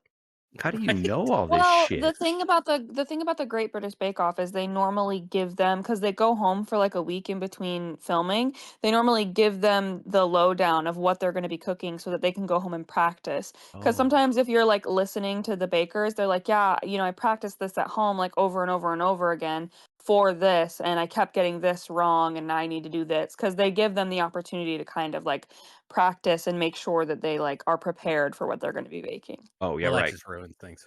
But sometimes they even have their dough like pre-prepared. Yeah. Okay.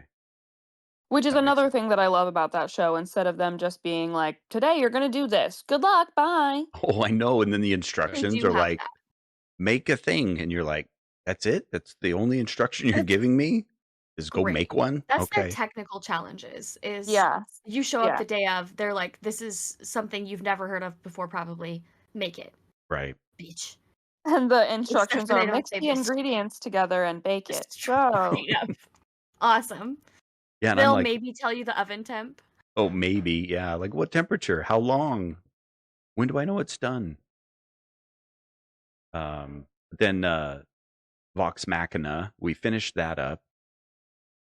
That was, I think, the third season now, Yeah, I think so. Yeah.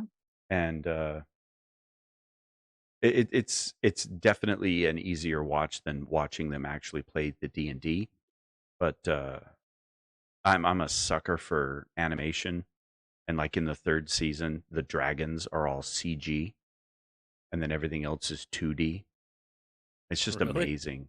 Yeah. The dragons are That's kind three-dimensional of cool. CG That's assets, really dope.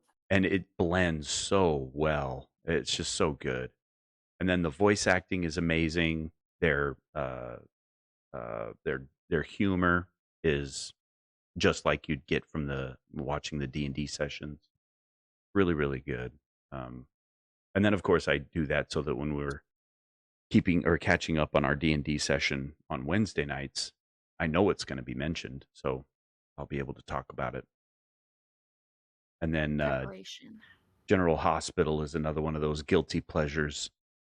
Oh, we love General Hospital. Yeah. I used to be extremely adamant that it was a piece of shit show because it was a soap opera. That's valid. I And understand. yeah, my mom, she used to make me record it, back in the VCR days because she couldn't figure out how to run a recorder. So she would always be like, "You would better tape my General Hospital every day." And then Careback has a history with it with her grandmother and probably even her aunt. Her And her mom, mama. yeah. Yeah. And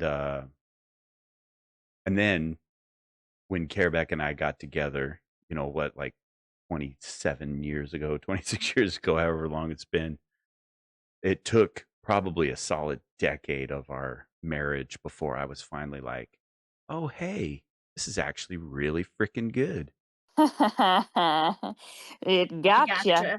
Yep. And now I watch it with her almost every single day. That's like our routine. Come home, sit down to dinner, turn on some General Hospital. And It was my favorite when we were living there too, because we would join in, me and yeah. Brad. Yeah.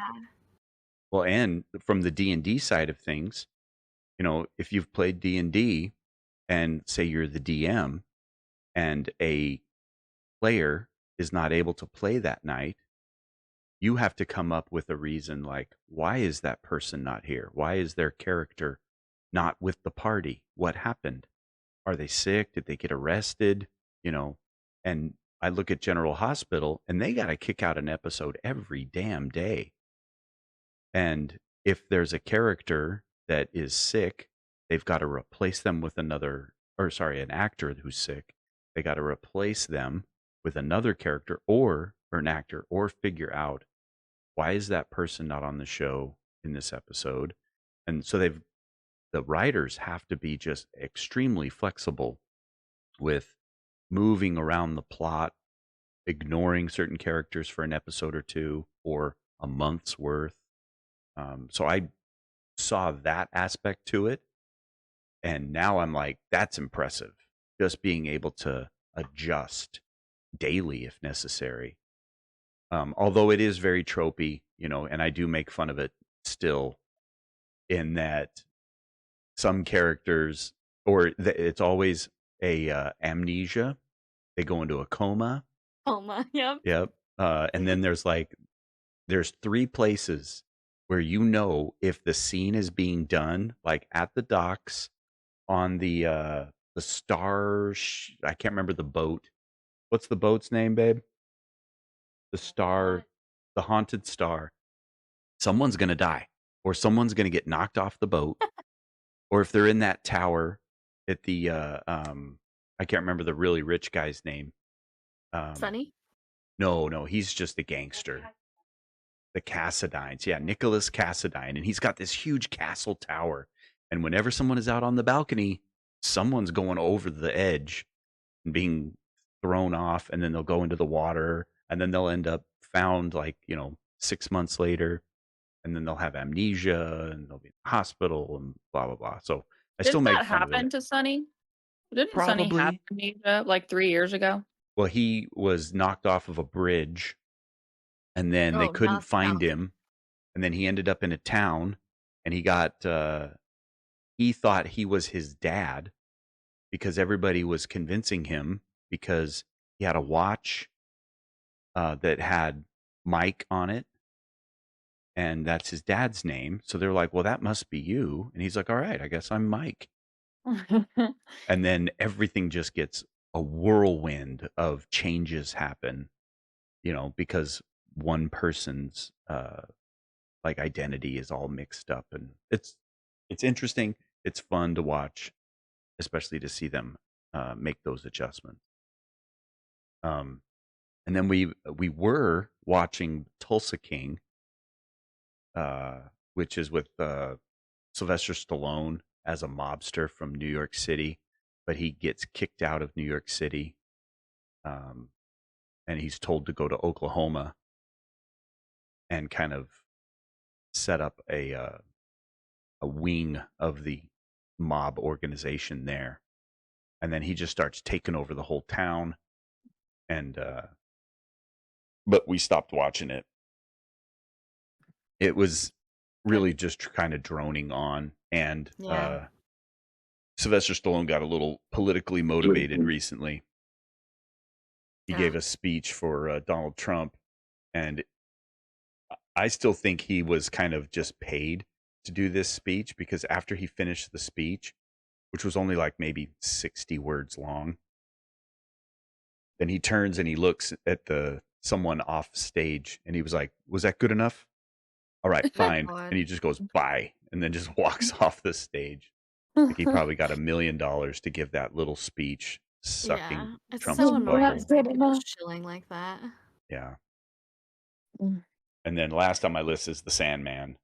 I listened to the audiobook years ago, and a few of our D&D cohorts have been suggesting it, that you got to stick with it. You got to stick with it. And we got to, I don't know, episode 4 or 5 last night, and I was at a rolling of my eyes portion of the show. It's still good. It's very immersive and deep and dark, and but knowing what's happening because of listening to the audiobook, there are some parts of it that I'm like bored to tears, and then there are other parts of it where it played out exactly as it did in the book, and it was annoying, but I don't know if I'll stick with it though. Sandman was getting a little old already. Darn. Yeah, I'll probably persevere for another few episodes, but What games you playing, well, Dad? we're all playing Fortnite. That's for damn That's sure. True. Weekly, Our baby. unifier. Yeah, that's the game What that are you we all guys? get Are you guys together. liking this new season? Or it's new chapters, so it's a whole new thing. Loving map. it. I am too. I think this is one of my favorite battle pass like loadouts. I don't guess, know yeah. the term for it. One of my favorite battle passes of the time that I've been playing Fortnite, for sure. I think they did a Yeah. great job, oh my goodness, great Huzzah. job with the designs. I really liked that they kind of like fully pivoted from the chapter 2 thing that they were doing, because I really didn't like that. But what they came in with, I'm like, yes, this is what I want. It was so good. I love the little babies. Oh, it's so good. So I could be wrong, but I think their plan with that little, because they did it last year too, where they had a Mhm. month of chapter 1, and I Yeah. assume they'll keep doing this every year, where next year it will be a month of chapter 3 right before the new chapter Yeah. goes live. Mhm.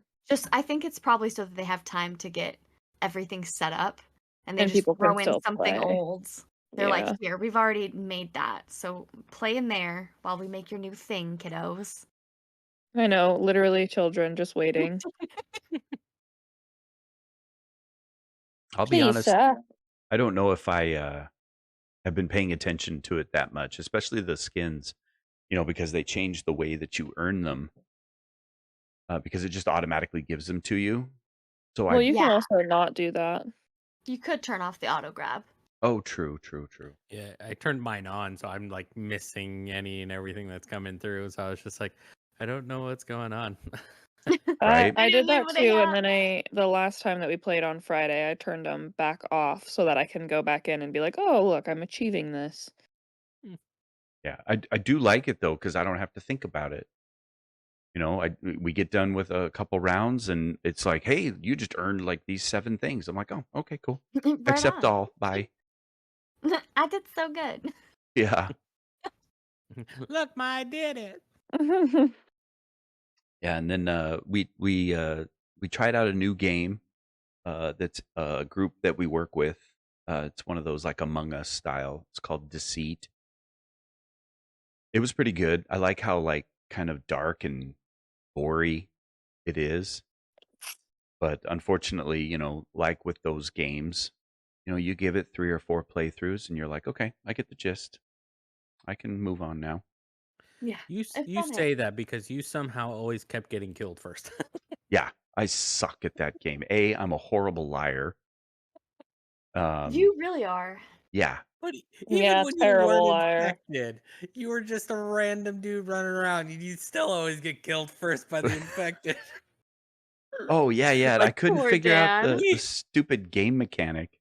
it was too funny because we were all talking about it the following Monday, and like me and a few of the people from work, and we're all like, "Yeah, we kind of started recognizing which one was him, so we would just stop killing him first." Oh, I felt man. so bad because we were always just murdering you first because you were always right next to someone. Your luck was just shit for some reason. You just always ended up next to one of the infected. Some of the times I would like purposefully, because at first I realized, okay, I suck at lying. So I'm just going to tell them the truth and then they Mhm. won't believe me. And that actually worked.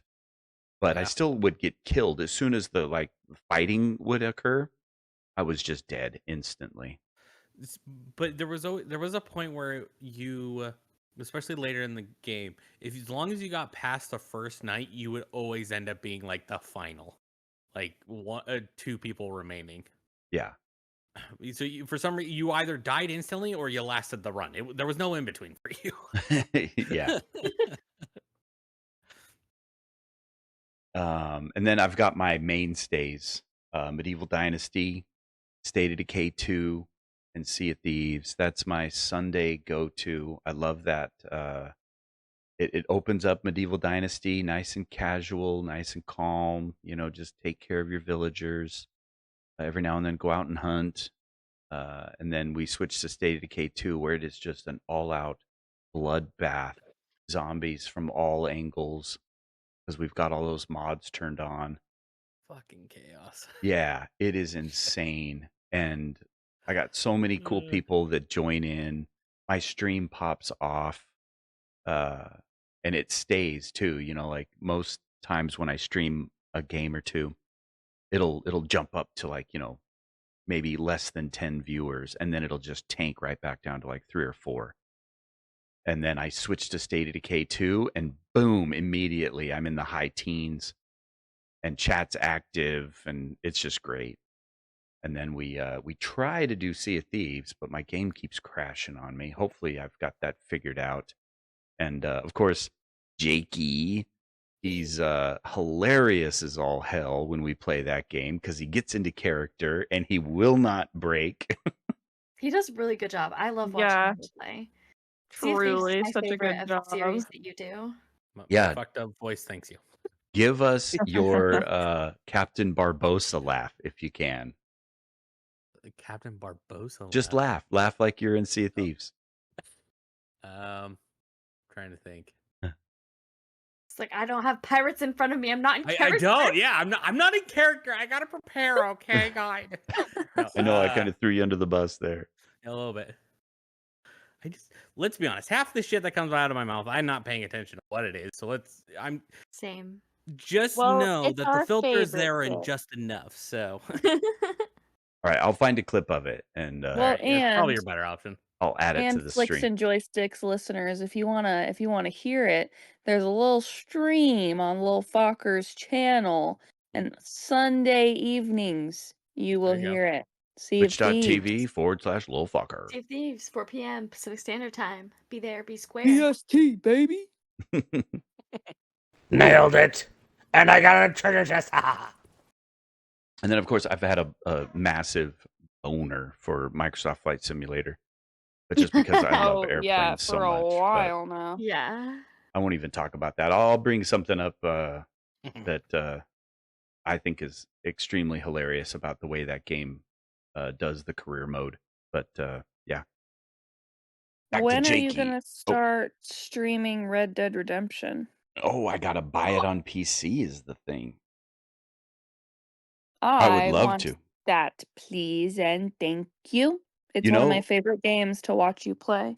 they sell Bamboo game. the online version only. They separate them so you could do the story mode and just pay for that, or you can do the Red Dead online. So I That's guess that interesting. makes sense because the Red Dead role playing community is really large, I feel like. Mhm. Yeah, and you could play with me. Ooh. But then we would be out there with all the other pinkies, and it gets crazy. It gets crazy. What you All got, right, Jakey. Jakey? What you been playing? Okay. So well, I'm just gonna start off with the now announced game of the year, Astrobot. Yeah, I really want to play it. Cute game. Not my typical game I play because I hate platformers to save my life. Luckily this is third person platforming, so it's not side scrolling, so it's not as bad, but I'm just terrible at platformers. Me But too. no, so what got me into Astrobot was all PS5s come with a free game called Astro's Playroom. And it's the bot that is Astro, that is the mascot of PlayStation, I guess you could say. And in Astro's Playroom, you basically go through the history of the PlayStation.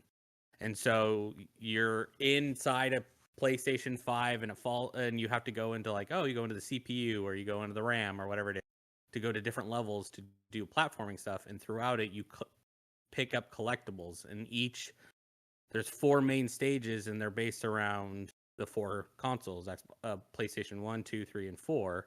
And it's all the little pieces that you can get for each version of the consoles. And it was just super cute. Like, you come apart, you're like, oh, what the hell is this thing? And you learn a lot of history about PlayStation and attachments for like the console that weren't available in the US. You could only get Japan and things like that. Like, it was really cool. It was really adorable, and like there's no speaking in it. It's just noises, robot noises, and just adorable little characters that roam around. And sometimes they would take characters from other PlayStation games and make them into bots, so you could actually see the Horizon main character. She's running around, but it's her in a bot and things like that. And so this is the full blown version of this where it's not the background of PlayStation, but it's an actual game where your PlayStation 5 at the end of Astro's Playroom crashes on a planet, and now you have to recollect the entire pieces to build your PlayStation 5 ship and finding all of your friends that are scattered throughout this crashed universe because this alien made you crash. It's super cute. It's a lot of fun to play. Also very fucking frustrating sometimes because there are just some really hard levels. But yeah, I can see why it became Game of the Year. And if you've got it, at the very least, like I said, all PS5s come with the Playroom game. So start with that to see if you'd like it. So it deserves Game of the Year, you think? Oh god, yeah, it's so cute. It's so much fun. I mean, like I said, I hate platformers, but I'll play that all day, every day. Even when it pisses me off, I'm glad. I will gladly set the controller down for a couple hours and come back. Normally, when I play those games, I get frustrated. I will beat myself senseless for hours trying to do it, getting angry and angry. And this one, it goes, I don't need to be this angry at this game. I'm gonna put this down and kind of rest for a bit. There you go. Yeah, so it's super cute. Music is great. I love the little cameos from all the games. It's just a lot of fun. Is it PlayStation exclusive? Yeah. Yeah. Yeah, Okay. so Astro is pretty much like the PlayStation mascot when PlayStation 5 came out, I think it was. They like it looks like it was supposed to be like the official mascot for PlayStation 5 because it's very designed similar to all of the components and everything. But I don't know if it's official. I just assumed it is. But yeah, Okay. it's a PlayStation exclusive. Damn. I Yeah, can't I know. play it. That's when you just go buy a PS5. I do have a few PlayStation games I want to play, but that's Yeah, on our eventually list. that's why I bought it, so I can do that. Last of Us, and then the next game that I've been playing is God of War. Yeah, I want to try that one, and I really want to try Horizon Zero Dawn as well, which that is on PC now too. They. Oh yeah, they did, didn't they? Mhm. That one I couldn't get really into it. I'm not sure why. I watched I mean, cool Aeon concept, but I play was it, just like, eh, and I liked it.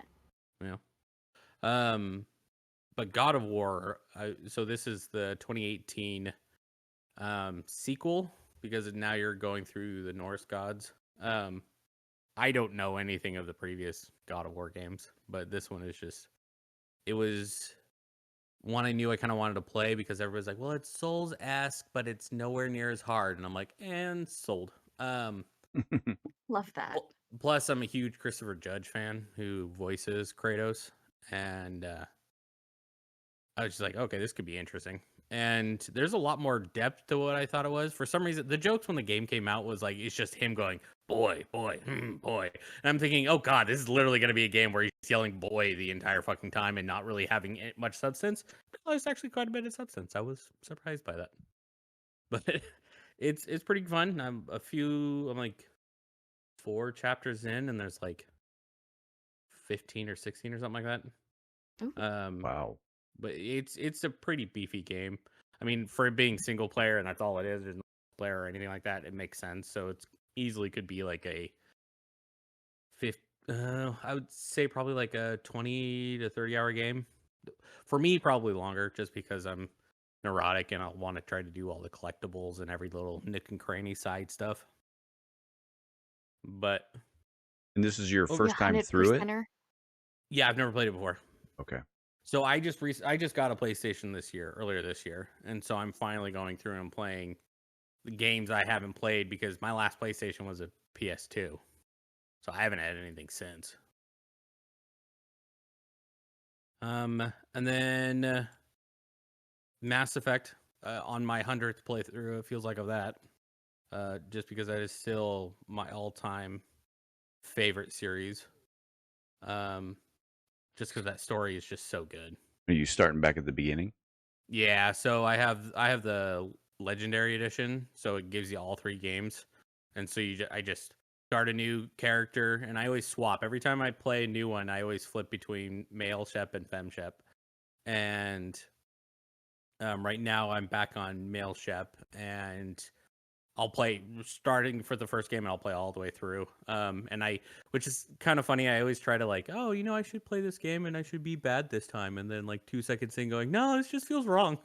I can never play a bad version of the game. That's so hard to do. Yeah, I don't know why. I could do that in Fable. I had no problems going bad. I was a dick in the first Fable game. And that came naturally with that one. But for some reason, this one, I just can't do it.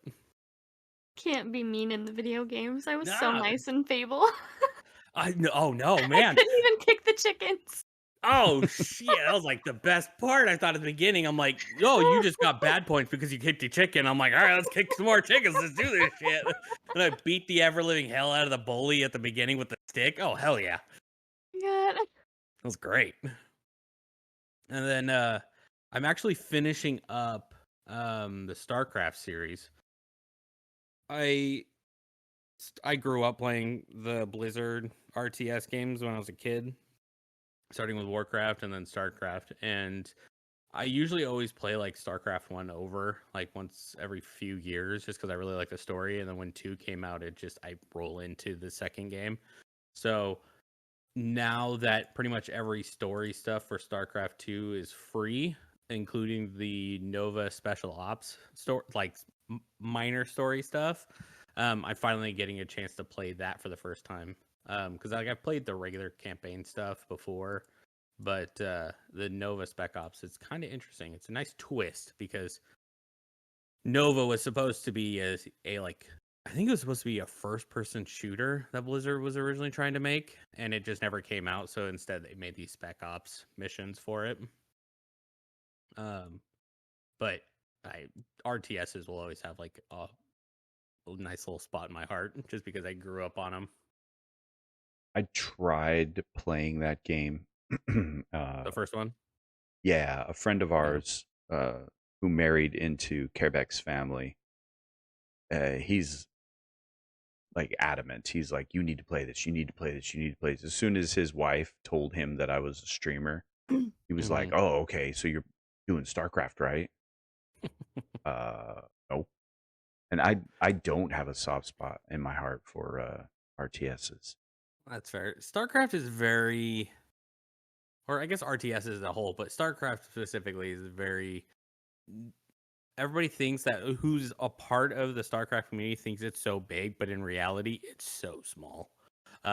Unless you're over in like Korea or something like that when it comes to competition, because it's huge over there. It's huge over in the Asian countries, and rightfully so. I mean, those competitions are just astronomically high. They pay a shit ton of money in those tournaments. But overall, it's just like for some reason everybody thinks like, oh man, you must be doing StarCraft. It's like, no, most of us don't. But but like I can't play competitively. I can't do any of that stuff. I am strictly here for story gaming. I like the story for the game. I thought it was great. But I also like read the books too, and like both for StarCraft and Warcraft. So Are the books good? I like them. Yeah. I mean, it depends on which run you're reading. So like the original run of StarCraft books, I read them all and I really liked them. There's like 10 books or something like that. And then they started getting into like weird, like new authors came in and they tried changing some of the lore a little bit. And I'm like, you're changing a little too much. But it's like hit or miss after like the first 10 books, I felt like. Okay. But yeah, I really enjoyed the books. And it was the same thing with Warcraft as well. Like the first 3 runs, because there's like different subject matter books. Like there's like 1 through 4, and then there's another 1 through 3, and all focused around specific characters in the universe. For the most part, the early run stuff was really good, and then it just kind of went hit or miss after that for me. All right, Yenna, what you been playing? Oh my gosh. Kingdom Hearts 3 is my main stream game right now. So that's the last Kingdom Hearts game that's available currently in the series. For anyone who doesn't know what Kingdom Hearts is, it's basically a Final Fantasy and Disney collab. There are Final Fantasy characters, there are Disney characters, and then there are characters that are unique to the franchise. And those 3 are Sora, Riku, and Kairi. And probably a few others. There's like all the organization members. They're like baddies and stuff. They're all unique to the series. But then you get like Disney princesses and Disney villains like Sleeping Beauty and Maleficent. And this one, the worlds have been Toy Story. So we got to see all the Toy Story characters. Oh, there nice. was an Arendelle one. So all the Frozen characters. Rapunzel world. So I got to see all the Rapunzel characters. What are the other ones? Monsters, Inc. That one was fun and unexpected. I liked that one. And right now I'm in a Pirates of the Caribbean world. And then the next one I think is Big Hero 6. And that should be...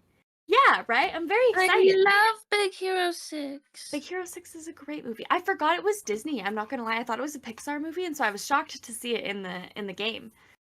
But yeah, it's a fun little series. There's definitely parts of it that the plot is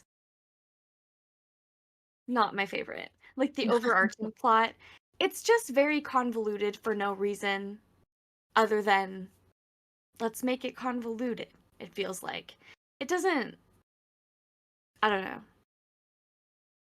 They try to make it so complex and confusing, and then it's just hard to follow. And I feel like it cheapens some of it. But it does have really cool characters. I enjoy the characters of the series a lot. they have a lot of like baddies that are kind of on redemption arcs right now, that kind of thing, where I'm like, that's cool. I like to see that. It's interesting to see what people who have done horrible, almost irredeemable things do to try to earn people's forgiveness, Um, very interesting. And I like playing third game right now because the mechanics are just smoother, as happens when you keep making games. They get a little better as they go on. Yeah, that one 2019, right? Kingdom I Hearts think 3. so. It Yeah, was pretty recent. yeah, And then Kingdom Hearts 2019 4 Action Roll. should be 2026, I think. So it's an interesting series. Definitely like give it a try, see if you like it, do all of that. But beware, the plot is she's complicated. And maybe unnecessarily so.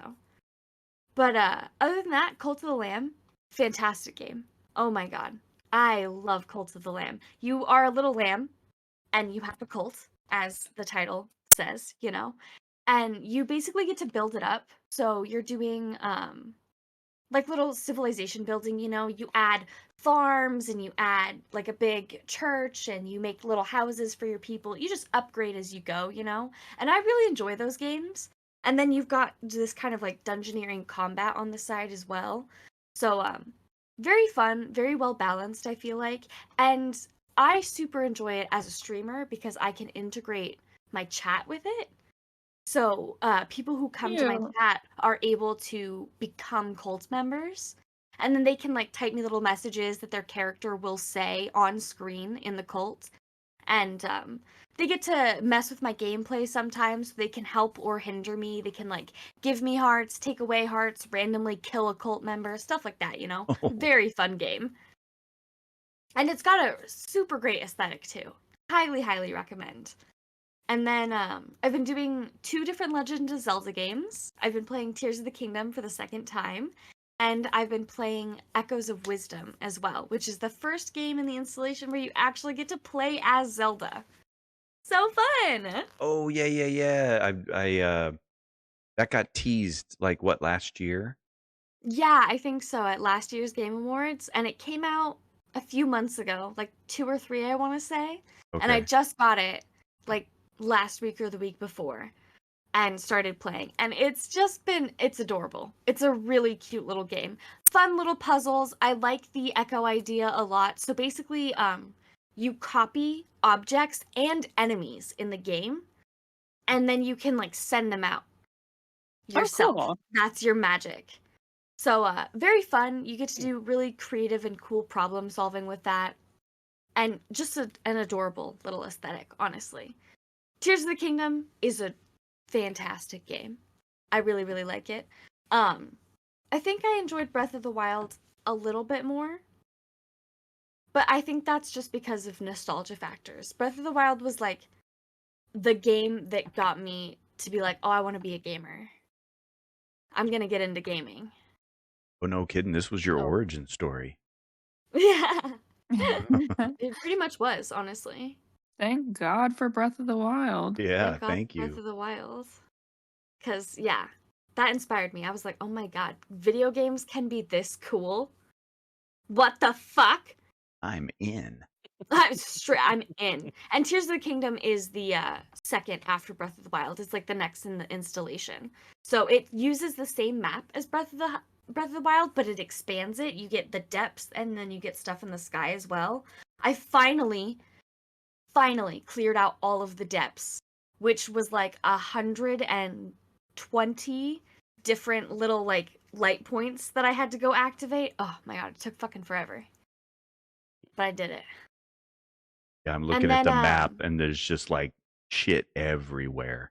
oh my god, it's incredible. You would love Breath of the Wild and Tears of the Kingdom, Dad. It is open world. You know how you love to just be able to just go Yep. and you do whatever the fuck you want and everybody leaves you alone, basically? Yep. That is Breath of the Wild. You can ignore the main quest line forever if you want to. And it literally does not matter. It's just go and do whatever the fuck you feel like. It's great. It's a 10 out of 10. But it's not on PC, No, it's on the Switch. You would Okay. have to have a Switch. which I have, Sad. but I just never Well, touch it. then play. All right. Peer And then pressure. last game, Infinity Nikki, which came out last week or the week before, really recently. So fucking good. It's a dress-up game, and it is a gacha game, which is not my favorite. I'm not normally into gachas, but you can actually free-to-play this one really easily. I've done a lot with free-to-play, and I don't feel like constant need to, go spend money for the polls to get better outfits. Is this like on phones? It can be on your phone. It's also on PC, and I think it's on a console. I can't remember which one, but PS5. PS5. Gorgeous graphics, really beautiful dress-up game, and then it's also open world too. So there is elements of like combat, exploration, puzzles. It's fun. It's a lot of fun. I'm really enjoying my time with it. And I love a dress-up game. I'm a Barbie girl, so Yeah. it I hit that remember age for me. most of those games that we would play. I remember we would play Tiger Woods. Oh my Oh my gosh, this is one God. of my And we would favorite just memories. dress up their characters. That was the best. I know we never golfed because we're just Oh my sitting there gosh. going through Nike and Reebok, and I'm like, "You guys want to That play was the some golf?" boring part of the game. You and Mom golfed to get us the points so that we could buy the good stuff. It's true. Jewel and I never touched a golf club. That was all Mom and Dad. We were like, we're here for Barbie dress up game. So You're gonna look so good. It's funny. I was listening to a podcast today where the guest on there, he was telling like what he's been playing, and he's like, "Yeah, my girlfriend and I are playing this interesting game. It's a interesting little. It's kind of a dress up thing. She really likes that part, but there's other parts of the game that I'm kind of more into it." And Infinity. Yeah, yeah. Just like love that you two That's are both good. playing it together. That's super cute. Adorable. 10 out of 10. You can take pictures in Infinity Nikki, and they just turn out like stunning sometimes. Oh my god. I've been having so much fun just running around and taking pictures in the game. But that's it for me. That's what I've been up to. I guess that's quite a few games. I really like gaming now. Hooray! More gamers. Yeah. And that's yeah. twitch.tv/LadyYenna VTT. Check her out. Thank you. You're welcome. Shameless self promo. Indeed. All right, you boys, what you up to? Oh, the basics. I'm literally just playing Fortnite and Stardew Valley right now. That's I'm super great. Yeah, I'm switching between like 3 different Stardew saves, so I'm still not super far, but I'm romancing different people in each of them. So that's what I'm doing right now. Who are you romancing? In one of my saves, I'm romancing Sam and fuck, what's her name? Description. Blonde. Haley. Yeah. Sam and Nice. Haley. And then in another save, obviously Sebastian. That's his name, Yeah. right? The love of my life. Yes. And Wait, the golf then one or Elliot? The one with the long hair. Elliot, thank you so much. Thank you so You're much. welcome. And then in the other one, I'm doing Sebastian and Caroline. There you- Caroline? No. Abigail? Purple hair? Abigail. Jesus Christ. I got you. Caroline is her mom, so. Oh, I wish. Yeah, I like Caroline a lot. She's got the green hair. I'm like, damn. Can I Yeah, steal she's you from cute. Pierre though? She's a cutesy little girl. Yeah. That's what I'm doing. Very fun. I love it. Stardew is such a good game. Yeah, I'm gonna download it on my iPad. So I'll be able to play it with mouse and keyboard instead of on the um like controllers, because right now I'm doing like Xbox and Nintendo Switch, and I just think it will be a lot easier with mouse and keyboard Yeah. to navigate. It actually is. It's one of the few games that I'm like, PC is very good. Yes. Very Can good. confirm. Yeah, because I'll actually just be able to like select stuff and not like yeah, you can just scroll over. point and click. Yeah, excited for that. Nothing crazy. But if we're talking about what we're excited about, Mm? mine are all movies. Well, and one Nice. TV show.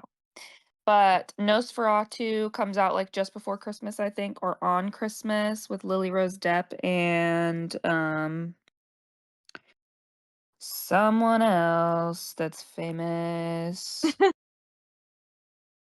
that going to be like No, a shot-for-shot remake, or do you think they're going to kind of like doubtful redo that it? it's going to be a shot-for-shot remake. Very doubtful. Oh, Bill Skarsgård and Willem Dafoe, Aaron Taylor Johnson. Willem Dafoe. I I know love he's him. popping off this year. Love him. Nicholas Hoult is also in it. Yeah, I'm really excited. It looks really fun. I really didn't like Idol that Lily Rose Depp was in, but I loved Lily Rose Depp in Idol, so I'm excited to see her be in something that's like taken a little bit more seriously. And then Is I it still haven't. Huh? vampires? Yeah. Nice. Yeah, Yeah. Sorry, I had to look up what Nosferatu. Nosferatu was. No worries. And then haven't seen Wicked yet because my AMC is disabled, but once I get that hoe back up, I'm probably gonna see it 3 times. I'm very, very excited about it. I love that they're singing live. It makes me happy. I'm excited about Dexter Resurrection. We were talking about it the last stream. Mm-hmm. And I'm excited to see what they do with it. And then, of course, last but certainly not least, should have probably been first, but the live action How to Train Your Dragon, I'm so excited about What? because You yes, I know. Because the original director of How to Train Your Dragon is also directing this one, and he wants it to be shot for shot as much as it can be. And Toothless looks incredible. I didn't know they were doing See, that. I hate the live action remakes. Yeah, I hate them too because they try and And make them something that they're not supposed to be. But Well, the fact that the original director is like heavily in the like process of making this movie makes me very happy. I also think that they chose the perfect actor for Hiccup. I've been watching some of his interviews and I think he's going to be fantastic. And then I'm really excited about Enid as well because I think that she looks exactly like Enid and I'm just like very excited. Who the hell's Enid? excited. Because I Who's so Enid? genuinely am isn't not. that the Enid red-haired is girl? The no, love no, interest. she's the love interest. She's the Ingrid? main. Ingrid. Guys, I don't know anybody's name, but I'm so excited. I just think it's gonna be so good. Also, my car is named Toothless. I just like love this film. I'm very excited. I love How to Train Your Dragon. I do. That's why I'm like the one we have is good. It's great. It's fantastic. Yeah, I We almost don't. wish they weren't doing a shot-for-shot. Yeah, if they're gonna do it again, I'm like either do something new or maybe it's only 15 years old. Like it's barely old at all. I hope it's good and I'm glad you're excited about it. I do. I hope you have fun watching. I I will. probably won't watch though. Well, when it's free, you should. Maybe. I had no idea they were doing that. Okay. Yeah, I'm really excited. I was really apprehensive until I saw how Toothless looked, and then I was like, okay. He I does want look good. him. It's not like horrible CGI or anything. It's just Well, he and looks that's what I very hate the same. about the other live actions is that the CGI is just like Yeah, weird it looks wonky. and odd. And I swear to God, if they make it a musical, I will riot in the streets. Yeah, it doesn't need to be. I love musicals, but not everything needs to be a musical, you know? Agreed. The original wasn't, right? Or was it? No. No, God, no. Okay. No. It had great music though. Good soundtrack, just not singing, you know? Fantastic soundtrack. That's something that I really want to go see is the like orchestra movies where there's a live orchestra doing the soundtrack to movies. I really want to see How to Train Your Dragon with a live orchestra. I think that would be so lit. True. Anyway, your When turn. when does that come out? Oh, great, Oh, great Here June comes question. mine. 13th. Yeah. June 13th. Okay. Right in time for 2025. my birthday. Oh my god, it will be a nice little birthday present for you. Yeah, I'm excited. Right. For me, I'm excited to see Wicked as well. I still haven't done that. I need to get my butt out to the theater and watch her. I just love musicals, like I just said. And the cast seems very talented. So I'm Yeah. excited to see what they do with it. Also, interested to see the dialogue that they fill it with, because the first part, which is not the full story, there's going to be 2 parts to this movie, is 3 hours long, which is the entire run of the musical. So I'm like, Right. they've definitely Right. added things. I'm interested to see what is new.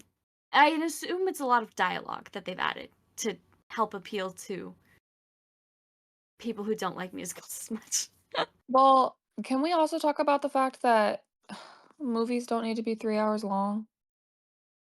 I don't Yeah. mind a 3-hour movie. I fucking hate a 3-hour movie. As long as Like they I don't said, waste your the time. 2-hour mark, I need a fucking intermission. Like, why am I sitting here for I this would like long? an intermission, actually. If they would give me an intermission, that would be fantastic. But I don't mind a 3-hour movie. Truthfully. I can't do it. That's fair. My attention TV span is made show? for TikTok. See, I'm like a video essay person. I will watch an 8-hour video essay. And I have. I will too. I'll do it all the time. I will too. I'm just being a hater. I'm Carry just on. being a hater. The Last of Us Season 2 for TV shows I'm excited about. I fucking loved The Last of Us Season 1. I'm very intrigued to see what they do with the second one. It's coming out in spring of this year, or this next year, and I'm ready. And then Borderlands 4 is a game I'm excited for next year. I really enjoyed the Borderlands series when I played through it. 2 was the best one, so I'm hoping they can get some of that energy back and bring it, be strong, be very good. I'm not excited about the Borderlands movie though. That's also happening, Terrible. and I think it's a mistake. Yeah, Yeah, I heard that was genuine shit. mistake. Like the casting just looks so bad. No offense to any of the Mhm. people who are working in it. I'm sure you're all very talented, lovely people. I'm not mad at you specifically, but I am mad that they cast you in these roles. Well, yeah, So because that's it. Like that was why they chose those people, was just purely for their names and not so much, oh, this person fits this character in the game. and I hate that. Like Yeah. seeing who they cast as Moxie, I was genuinely baffled. That is a Genuinely theme baffled. in media this year, and it's really pissing me off. I don't care about anybody's name. Can we please just choose people That are good that for the fit the roles. bill, Yeah, please? because if you keep on casting people in shitty roles that aren't good for them, I'm never gonna care about their name either. Like, Yeah. there's definitely been a few times that I've perked up even just this like little talk session that we've had, because I've been like, oh, have fun, I like that actor. But that's because they're consistently cast in roles that fucking work for them. Right. Yeah. Exactly. Yeah, pick the actor, not because of who they are, but for what they can do, Yeah. what And they what they bring to can the bring role. to your project. Yeah, thank you. Thank Yeah. you. Thank you. I also, like I said earlier, I love a cast of people who I have no idea who the fuck they are, but I get to I Right. get to meet them. How exciting! Meeting new That is super people. exciting. Yeah. Let's be honest. Nothing against the man, but Kevin Hart, you're too short to play Roland. Sorry, it's Oh just my you're too damn god, short. yes. Like, and also Roland is supposed to be like very beefy. I'm not saying that Kevin Hart isn't fit, but he's not super beefy. No, Like, but I would he's the not. tallest one out of all of them. Like, and you picked the shortest person for it. You Like, did. really? You did. And he's so funny, and Roland is more of like a straight man Yeah, in the Borderlands. straight-laced, yeah. Like, he's just, I don't know. Mistakes made all around, I fear. Mhm. But I haven't seen it, so I actually don't know. I've only witnessed the trailer, and I was like, yikes. Yeah. So maybe it's better than I think it will be. But I think it got like a 3% on Rotten Tomatoes or something Ooh. insane. Good. Ow. Like, Yikes. did you watch it, Jolly? Oh yeah, it was terrible. Hold on, I'm looking this up right now. Yeah, I did not enjoy it at all. Even for someone, it's hard to make me not like a movie because I'm someone who goes into a movie and shuts my brain off and just absorbs it all and enjoys it. But my God, like, and I'm not even a big Borderlands fan, but it was just not good. Damn. At 10% on Rotten Tomatoes right now, 4.6 out of Yikes. 10 on IMDb. Yeah, I kept falling out of having my attention drawn to it. I think that was my biggest issue, is that I kept going, my brain kept wandering about other things other than the movie. And I think that's what destroyed it for me. It's just like, it just could not hold my attention at all. Yeah, and that's like the whole point of a movie, so And didn't it's really do hard its for me job. to wander. Like, if it's something I've never seen before, it's hard for my brain to wander. And that one, I just, nope, couldn't do it. Damn, too bad. I know. Well, I'm excited for the game. Hopefully that's better than the movie. Fingers crossed, everybody. I'll cross all my fingers. Thank you. Mentos. And that's it for me. That's what I'm excited about. So I'll go off of what can be viewed now, which is the big one for me is Secret Level. I can't wait, and I'm actually gonna watch episode 1 when we get done with this. I'm super excited for this anthology. If nobody knows what it is, it's basically the creators, I think it is, of Love, Drugs, and Robots. I think it was what it was on Netflix. Okay, yeah. Love, Sex, and Robots. Oh, Love, Sex, and Robots. That's what it was. They were the front runners for this anthology series that's on Prime, and basically each episode is based around a video game. And so, like, there's a Dungeons and Dragon one. There is a Sifu, New World, Warhammer, Pac-Man, Crossfire. I think there's a Mega Man coming soon in like part 2. But they released part 1. It's the first 8 episodes. It's all animated, different directors, different styles. At least that's my understanding of it.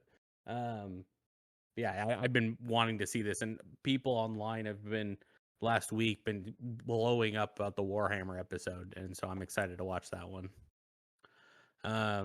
So part 1 is all available to watch now on Prime, and then Beetlejuice is on Max now, and I'm excited to watch that one. Yeah, I want to watch that one too. I think Ayan and I are gonna watch that tonight. Nice. Yeah, I didn't even know it was on. I didn't know. I knew it was coming to Max. I just didn't know it was already out, and so I apparently it's been there for like a couple of weeks now. I just Well, damn, completely I'm missed just it. not observant. Right? Same. I'm like, I was flipping through the Max. I'm like, all right, yeah. Oh shit, this is on here, and it doesn't even have the new tag on. I'm like, oh shit, it's been here a while. And then Star Wars Skeleton Crew. I've been hearing that's really, really good. I heard the same.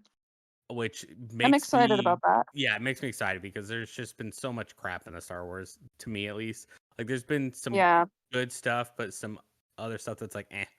And I think it's I will admit there was like a nice band together online of everybody going, okay, remember everybody, this is a show of all kids. Fuck off. It's like the general statement. I'm like, don't be assholes. These are kids. These are children. And I feel like that mentality right there just like forced everybody to go into it, and they actually kind of went, well, you know, it's actually pretty good. It's nice. Wait, It's a good show. the characters are kids? Most of the cast are kids. Yeah, most of the cast and characters are kids. So it's Jude Law and a whole bunch of kids, and that hence the Skeleton Crew. It's just a bunch of kids running the ship. Okay. And that's going to be on Disney, I assume. Yeah, the whole first season's already on it. But yeah, it's already got really good reviews, and a lot of people are liking it. Okay. Nice. So yeah, that's on my list when I actually have time. And then the one that my biggest, I felt like it was the biggest. I know a lot of people are going to disagree with me on it, but at the Video Game Awards, Naughty Dog announced their new game, Intergalactic. And so many people pointed out the terrible, what is it? God, what the hell do you call it when you always have like product placement? Like Sony, Adidas, and was it Porsche? I think it was, or Lamborghini or something. I don't know. Yep. Whatever the hell the spaceship was. I didn't care. I thought it was hysterical, especially with the old like 20 CD Sony disc changer. I thought that was hysterical. But like, there's not much going on about, like, I don't know much about it. I'm sure some stuff has been said. I just haven't read yet in the past days since they've announced it. But like, one, I'm just a big Naughty Dog fan, but two, like, it just looked visually cool, and that entire teaser was all captured within a PS5. So if it looks that good, granted, I'm sure it's a cutscene, but if it looks that good playing it, I'm excited. Yeah, Even because more so. they did give a few gameplay like It was just teasers, right? the end. Yeah, it was the very end where She she attacks the breaks out her robot. sword and she hits the robot. Yeah, so that was, I'm assuming that's gameplay, but the rest of it was all probably in-game cutscene stuff. But like the way that Naughty Dog does cutscene to gameplay and how seamless they do it, it's very similar to with like the Jedi games that like Survivor and all those. They do a really good job of making it seamless transition, so the cinematics and cutscenes look just like the gameplay. So if that's the case here, it's gonna be great. I wonder if it's going to be Dark Souls like gameplay. God, I hope not. Yeah, me too. Make it fun. Make it light. Make it entertaining. Don't make it something so frustrating I want to throw my controller through a TV. Yeah, the grind. Jeez. Ugh. Dark Souls 3 was the first one I tried of that one, and anytime anybody says it's Dark Souls-esque, and I go, how esque? Because if it's only 10%, then I'll give it a try. If it's more than 20%, fuck off.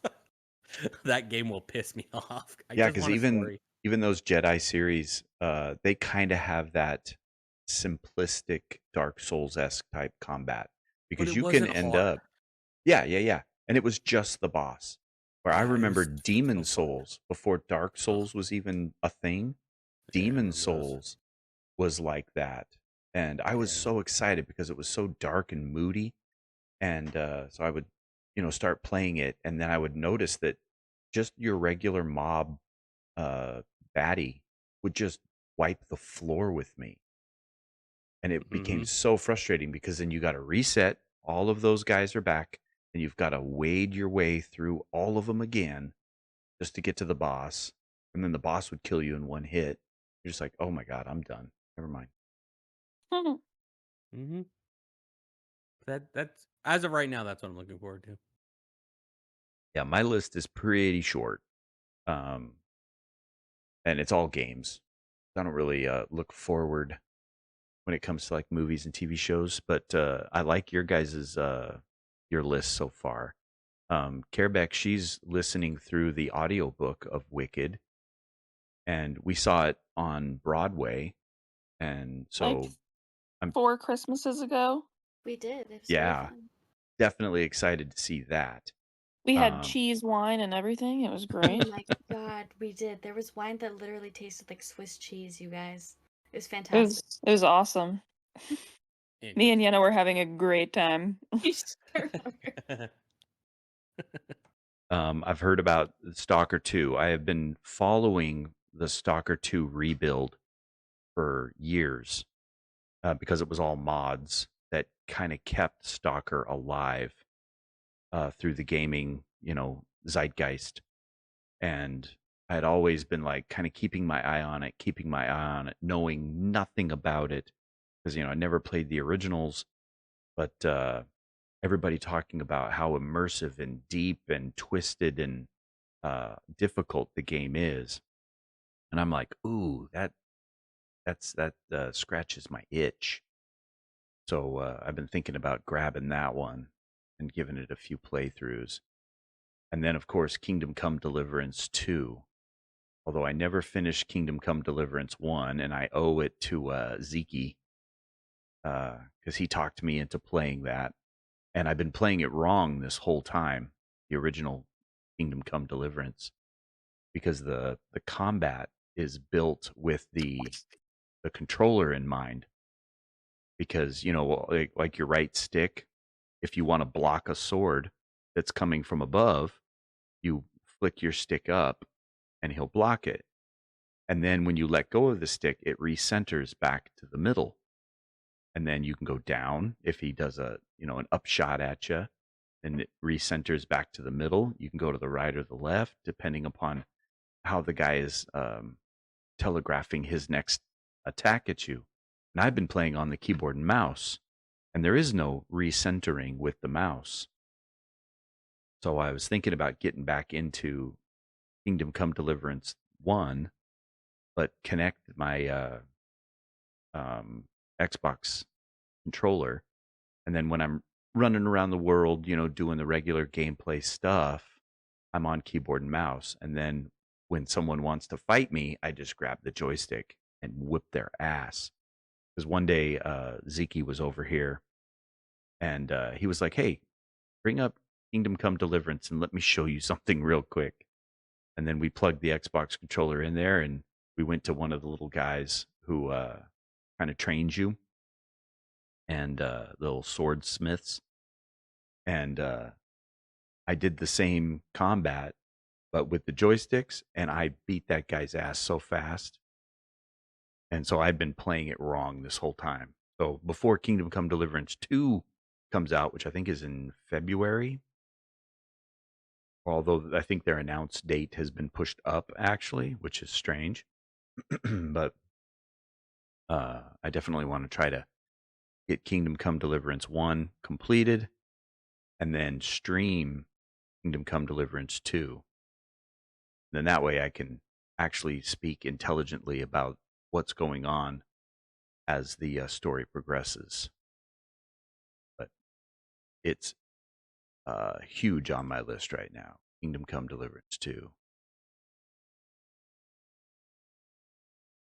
And Is that everything? I think so. Oh, wow. Not Fun. bad.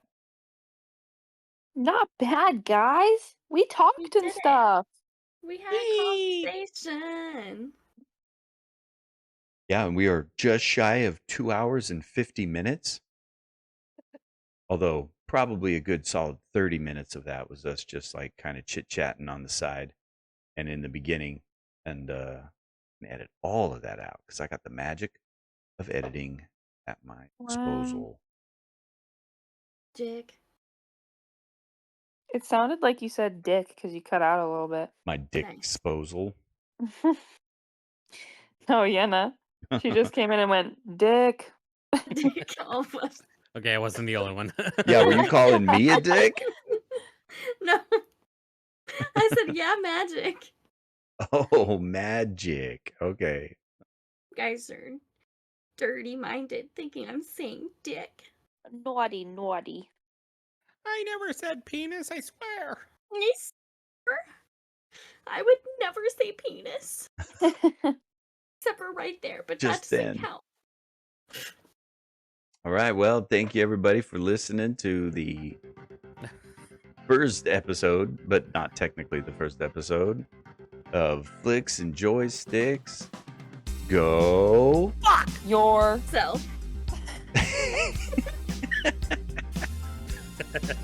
I like that.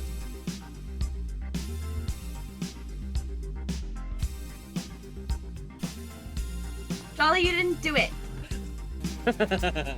I must pee. Mute yourself. For the love of God, hit record. We got gold right now.